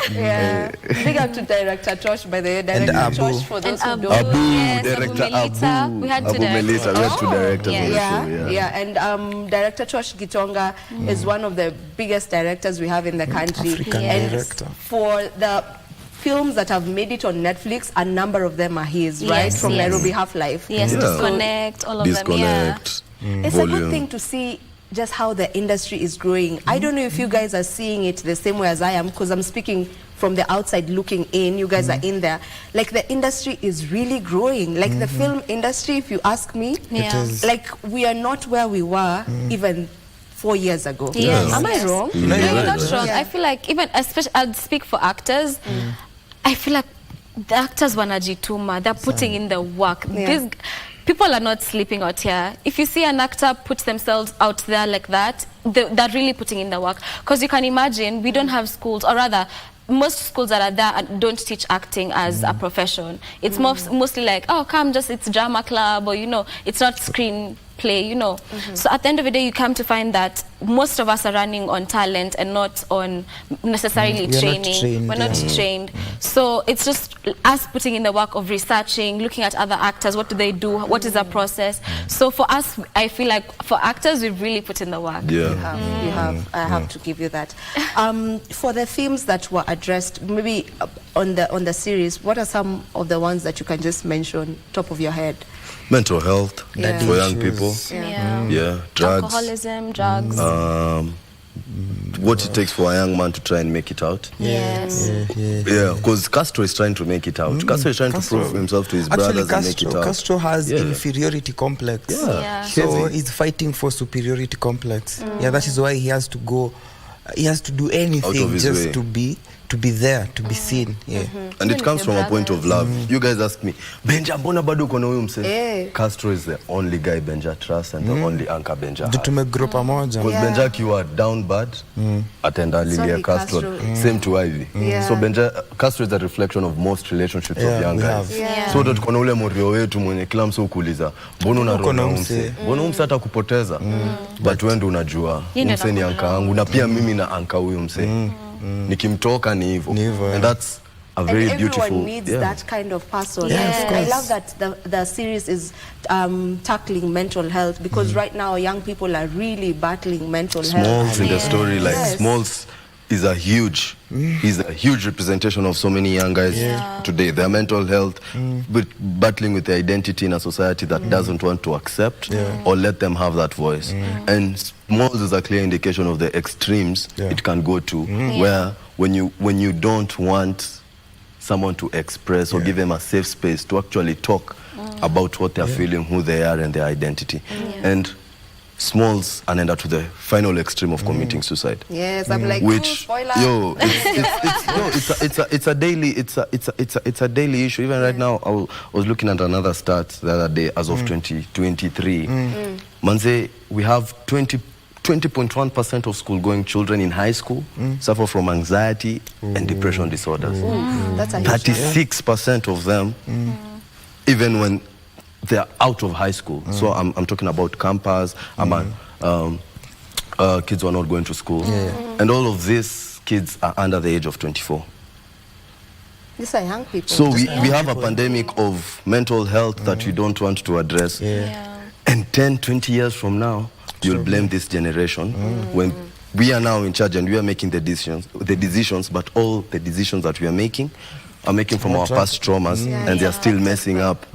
So we are here as a society because we are only reflections of who raised us and the generation that raised us. So even me, when I come to that, the conversation of Gen Z's, yo. We followed your values. And now the only way we'll change, even some of the issues that we are battling right now, things like femicide, right now, these are all issues that came from where? From us normalizing things like gender-based violence, where we grew up knowing Shiko should protect herself, right?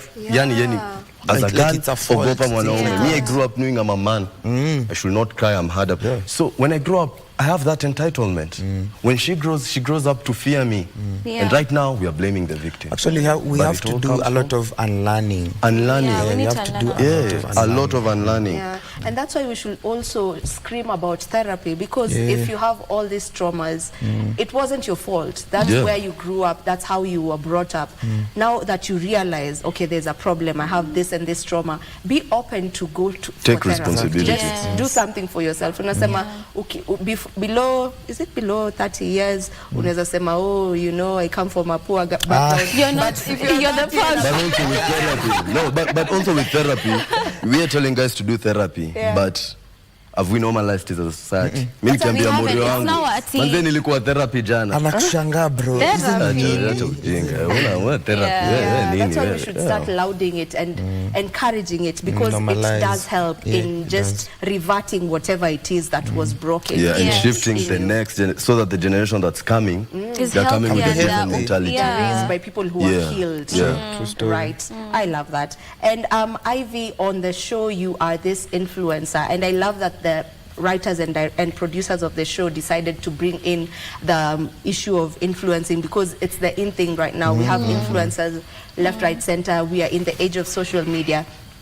So even I spoiler, another spoiler by the way, when sijui kama tunakuwa allowed to imagine if that kama watch sasa shauri yako after this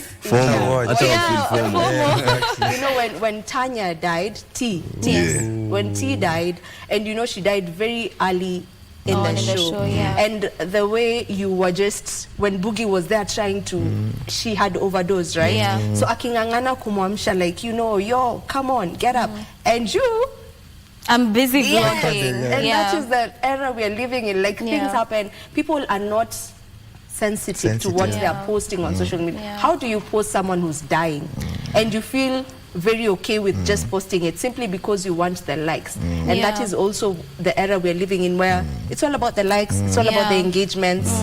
As long as I get my million whatever, I'm good. It doesn't care who I'm hurting, what I'm destroying. It doesn't care who I'm hurting. You know, you don't think about this person is someone's daughter. Mama yake unadhani anaweza taka kuona video kama hii online. Your story from social media, you know?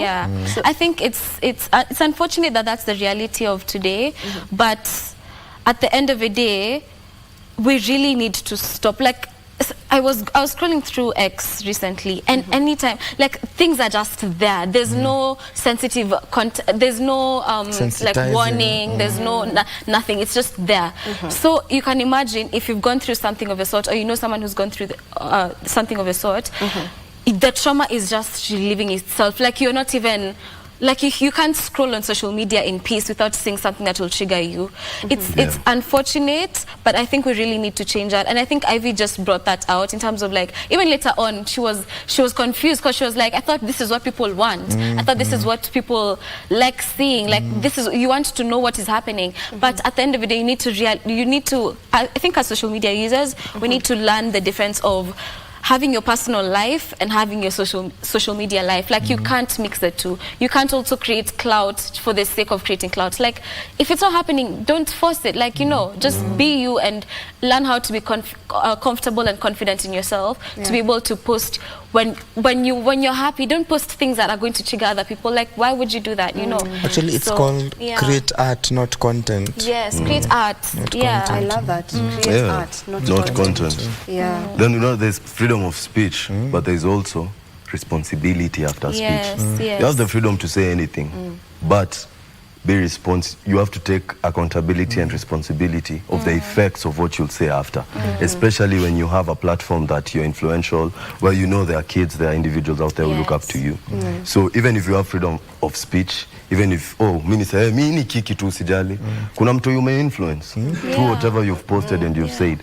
So you have to be willing to take responsibility of the damage that this statement of yours has created, ama whatever you stand for has created. And once you have that in your mental, there's some things I can't post. Because I know this is my truth, this is Boogie's truth. But there's so many other kids out there, I'll alter their perception of what they believe. So if I do that, then actively I've played a part in that kid's decision making, and you can't X your way out of that. You can't dissolve your way out of. No, it is. Yeah. So freedom of speech, but responsibility after you've done that is very key. I get you on that. Now the government is really pushing the creative economy. What do you feel about that? Do you feel like right now, like, we are pushing creatives? Like, right now there's a child who's very young growing up and anasema, I want to be an actor. and ambiwi hapana, hiyo si kazi, by the way, we daktari, or I want to be a musician, just the creative industry. The government is doing that and we appreciate it. The problem is, or rather the challenge is, haifiki huku chini. So like actors, especially now that the industry is opening up, there are a lot of opportunities for us actors.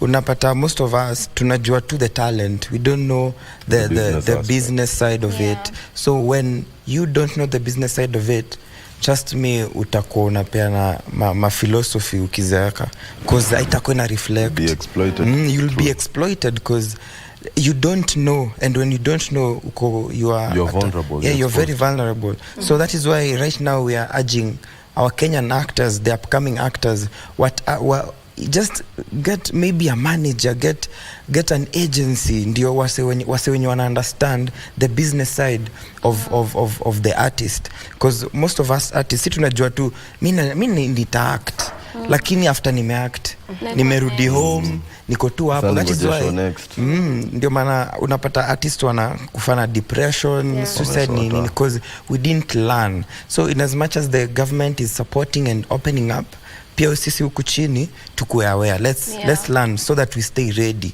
I think also it's the government also putting up the structures. That's the best thing they can do for us. Putting up structures to protect us. Like, we will really love. Structures like the film laws, like the Actors Guild. Actors Guild to represent, those structures that could protect. Introducing things like royalties. That's one thing in the film industry. That is lacking. It's a taboo to mention. You can't even mention it. So having the structures, having laws to protect us, something as simple as having laws to protect. I was a young actor. We don't have laws to protect young actors on screen. I was managed by my mom. My mom is a high school teacher. She can be exploited by any producer if my mom doesn't understand the arts. So having the structures will be the perfect way to protect us all. Because me as a corner manager, Faiz can have a manager, but even my manager doesn't have the structures to help her do her work. And that's why these other markets, zinatupiga 10-0. You go to USA, you go to Lagos, you see how the systems move, and that's why there are markets right now, they generate heavily on the country's GDP. Nigeria are now controlling music, Afrobeats. South Africa is controlling entertainment and movies. All over the continent. But Kenya, we have the best talents, but we don't have structures to protect us. I feel like right now, though, I wouldn't fault anyone completely, because I'd say when we had our summit, the film summit, CS Babu Namamba was talking about how, yes, you guys want all these things, but at the end of the day, is your industry an industry? Do you guys have those structures? And it came to he called us out, because at the end of the day, we can't come and start demanding for things if we ourselves don't, we're not ready for it. Structures. So I think there's some members, for example, there's some people who've been in the industry for a while. They're trying to come up with an actor's it's like a document. The rate card. The rate card. All the laws. They're amending it. So it's things are brewing underneath. So I think we're on the right path, and the government, I think, will just meet preparation meets opportunity. And the fact that they're now looking into it is a plus. It's good. It's there, like creative economy, digital. It's a thing. So it's a plus. You said it. The fact that there's a kid who can say now, nataka kuacta mom, with the CBC nini na parent wake amwambia ampush, I'm taking seriously. It's not a side hustle now. It's not a career. It's not a career. Udate acting lini uanze hizi mchezo zetu. Sasa wewe utatafuta kazi lini? And that's why anajua wewe ni actor, but it's a good thing that story is changing. We are changing it, a day at a time. And it is a good thing. We've talked about managers. Maybe there's someone who's watching us and anashindwa hawa managers wanatolewangwa wapi? Wako. For instance, I reached out to some of my artist friends who guided me to a talent manager who was in the music industry, was so big. And when I had a conversation with her, showed her my profile, my acting, and my journey and what I want to do, she was so willing to step in. And the beautiful thing about my manager, Anchi, she came into the industry and realized, oh my God, in the acting space, there are so many actors who need help. Yeah. And right now, we're in the same agency with Shiko. You know, my Faiz is he has management now. And so it's a ripple effect of, now we have these managers. We also need management in the industry. Because even for my manager, Anchi, she was new in the game. And then she realized, oh my God. There's such a gap. Industry needs a lot of help. Yeah, in film. She's been in music. Yeah, she's been in music. Then she realized, oh my God, actors, you guys need management, you guys need help, you guys need protection. So getting these managers, we have Creative Catalyst. Go check them out on their websites. And also just, I always urge every actor, see what any wasanii. We share information, we grow, we feed from each other. Also from the structures zenye wana amend sahi, they're putting in hizo clauses, there'll be a lawyer mwenye, so that an actor siende kusign contract peke yake. So hizo vitu ziko kwa mbele naona success. Mbele naona success. Nafunga hat-trick. Now as we finish off, because we have around 3-4 minutes. I want you each to give me your favorite scene on the movie, like very quickly, within that time. Tuanze huko. My favorite scene is when Andrea tells Castro, you're the soul and I want your friends, because that is one of the scenes when Castro's goal is achieved. Amekuwa kitafuta hiyo superiority, and that is Castro's one of the best, happiest moments in the series. Okay. Yeah. Ivy? I think for me it would be when the scene after we found, or rather Tanya died, and then we were all on the rooftop, Ivy, Castro, Benja, and Smalls, and there was that interaction of that we were like, it was real, it was raw, like even the emotions between Benja and Castro, it showed, like, as much as yes, it was all fun and games, there's a reality aspect of it. So not everything in life is all just fun and games. Is some reality to it. I think for me was when Benja was being chased away by the mom, and Benja realized, I worked so hard to, now I'm getting there. Napiga mashow, I'm getting the money. I got the fame or what I wanted to get to cover up for my dad, but I lost my mom. So it hits Benja that I tried to gain the world and I lost my world. And that was the reason why you were going so hard for it, because from the beginning you were like, I wanted to be like my dad, for my dad. Hey, mom, I was even arguing with mom, like, now look, I'm making money. I'm taking care of us. Whatever dad wasn't able to achieve, I'll do it, ma. And mom is like, stay in school, you're smart. No, the traumas of my dad. Then when I got there and Kakua superstar, I lost her. You forgot about Yeah, I lost her. So it's the conflict of chasing your goals. When a man, there's a saying that says, what's good for a man to gain the whole world and lose himself? So that's Benja. He got the world he was dreaming of, but actually lost his world. The mom. Haya, niliona notice zile atutumiangi hizo notice siku hizi. Hizo batao zilitoka. Kuna watu I was like, how do you movie nilitujua lini? Because it was shot last year. Kulikuwa na mathao za kitambo. I think it's also a law. I think you're not allowed to use like Kenyan currency on screen. Hatukuwa allowed. It's actually I didn't know. It's a thing. So most of these shows utapata wanatumia thumbs vituka hizo. You're not allowed to use the actual one. Go check it out. I need to research on that. Okay. Haya, sawa. For whoever who's watching us right now and hawajaona volume the series, nataka muongeleshe whoever is going to pick up, aongeleshe the person who has not dared. Just go on Netflix, atafute volume. Unaingianga Netflix wewe umetafuta Empire iko karibu fanana. Okay, I'm just saying because it's a musical. Si tumejitambua. So for someone who's not watched the show, I want you to make them feel like they need to watch it. So Kamera gani? We mzee. Actually, you use that. Watch volume. You're missing out. This is an original Kenyan series on Netflix. And kwanza ni chance poa sana ya ku Netflix and chill. Yeah, go check out Volume. Cause manze una hata kama join kwenye industry imefika. Sindio? Waziju. Yeah, man. Me think yangu itakuwa to support local content, like keep watching us, otherwise hizo standards zenye mnataka to achieve hatuwezi achieve kama kuna mtu anatu watch. You get? So support us, then we'll get to those standards. Yeah, same thing. Support us. Volume is all Kenyan, from the music to the writing to the cast and crew. And yeah, support us. Like mtoto lazima azaliwe, anze kucrawl ndo atembee.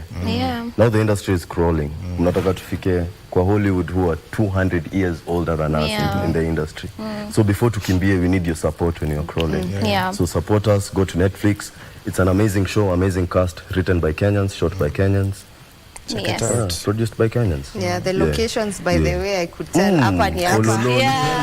Kwani mlicheza nikajua mtu mwenye ajui place. Najua kwenye unasema.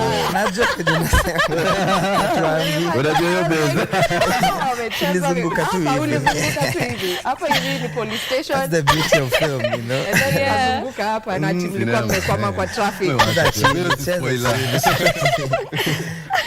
You did an amazing job. Everyone on that particular film did a great job. I just want to commend you. And I want to urge each and every one of us to just support our own. As they've said, there's no way we are growing if there's no support. So as much as we keep saying, oh, fanyangi, Miss G, siezi watch, vile Calligraph aliwaambia kwa ile ngoma yake, you know, si watchingi nini za Kenya. Yeah. So as in, just try support your people. You hear there's a new film on Netflix that is Kenyan. Why not just go check it out? We watch kubamba ikikubo, we sema imekubo, but umewatch, at least umeona, ukajua kuna something that is Kenyan that is on there. We were fighting for this, and right now there are several of them. I can't even start mentioning them. Ziko nyingi from Nairobi Half-Life. We have Sincerely Daisy. There is Disconnect. Sincerely Daisy. Chalo Mistari. Yes. You know. There's Disconnect. There's a number of them on Netflix. So you're doing a disservice to the industry if you have not watched at least one of them. So go ahead. If you have Netflix, just go ahead and watch Volume on Netflix. I have loved this interview. Nilisema it's my favorite hata before to answer. It's actually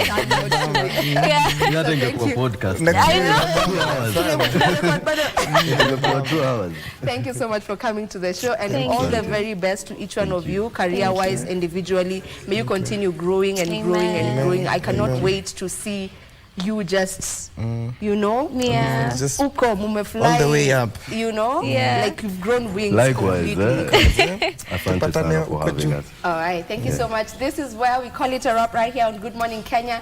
Unique the DJ hapa leo atuja kuingiza kwa conversation. Niko poa, but nilikuwa na follow up. All right. Yes. Thank you so much to each and everyone who has been tuning in. On behalf of the entire Good Morning Kenya team, I want to wish you a lovely day. Do enjoy the rest of your viewing. Goodbye.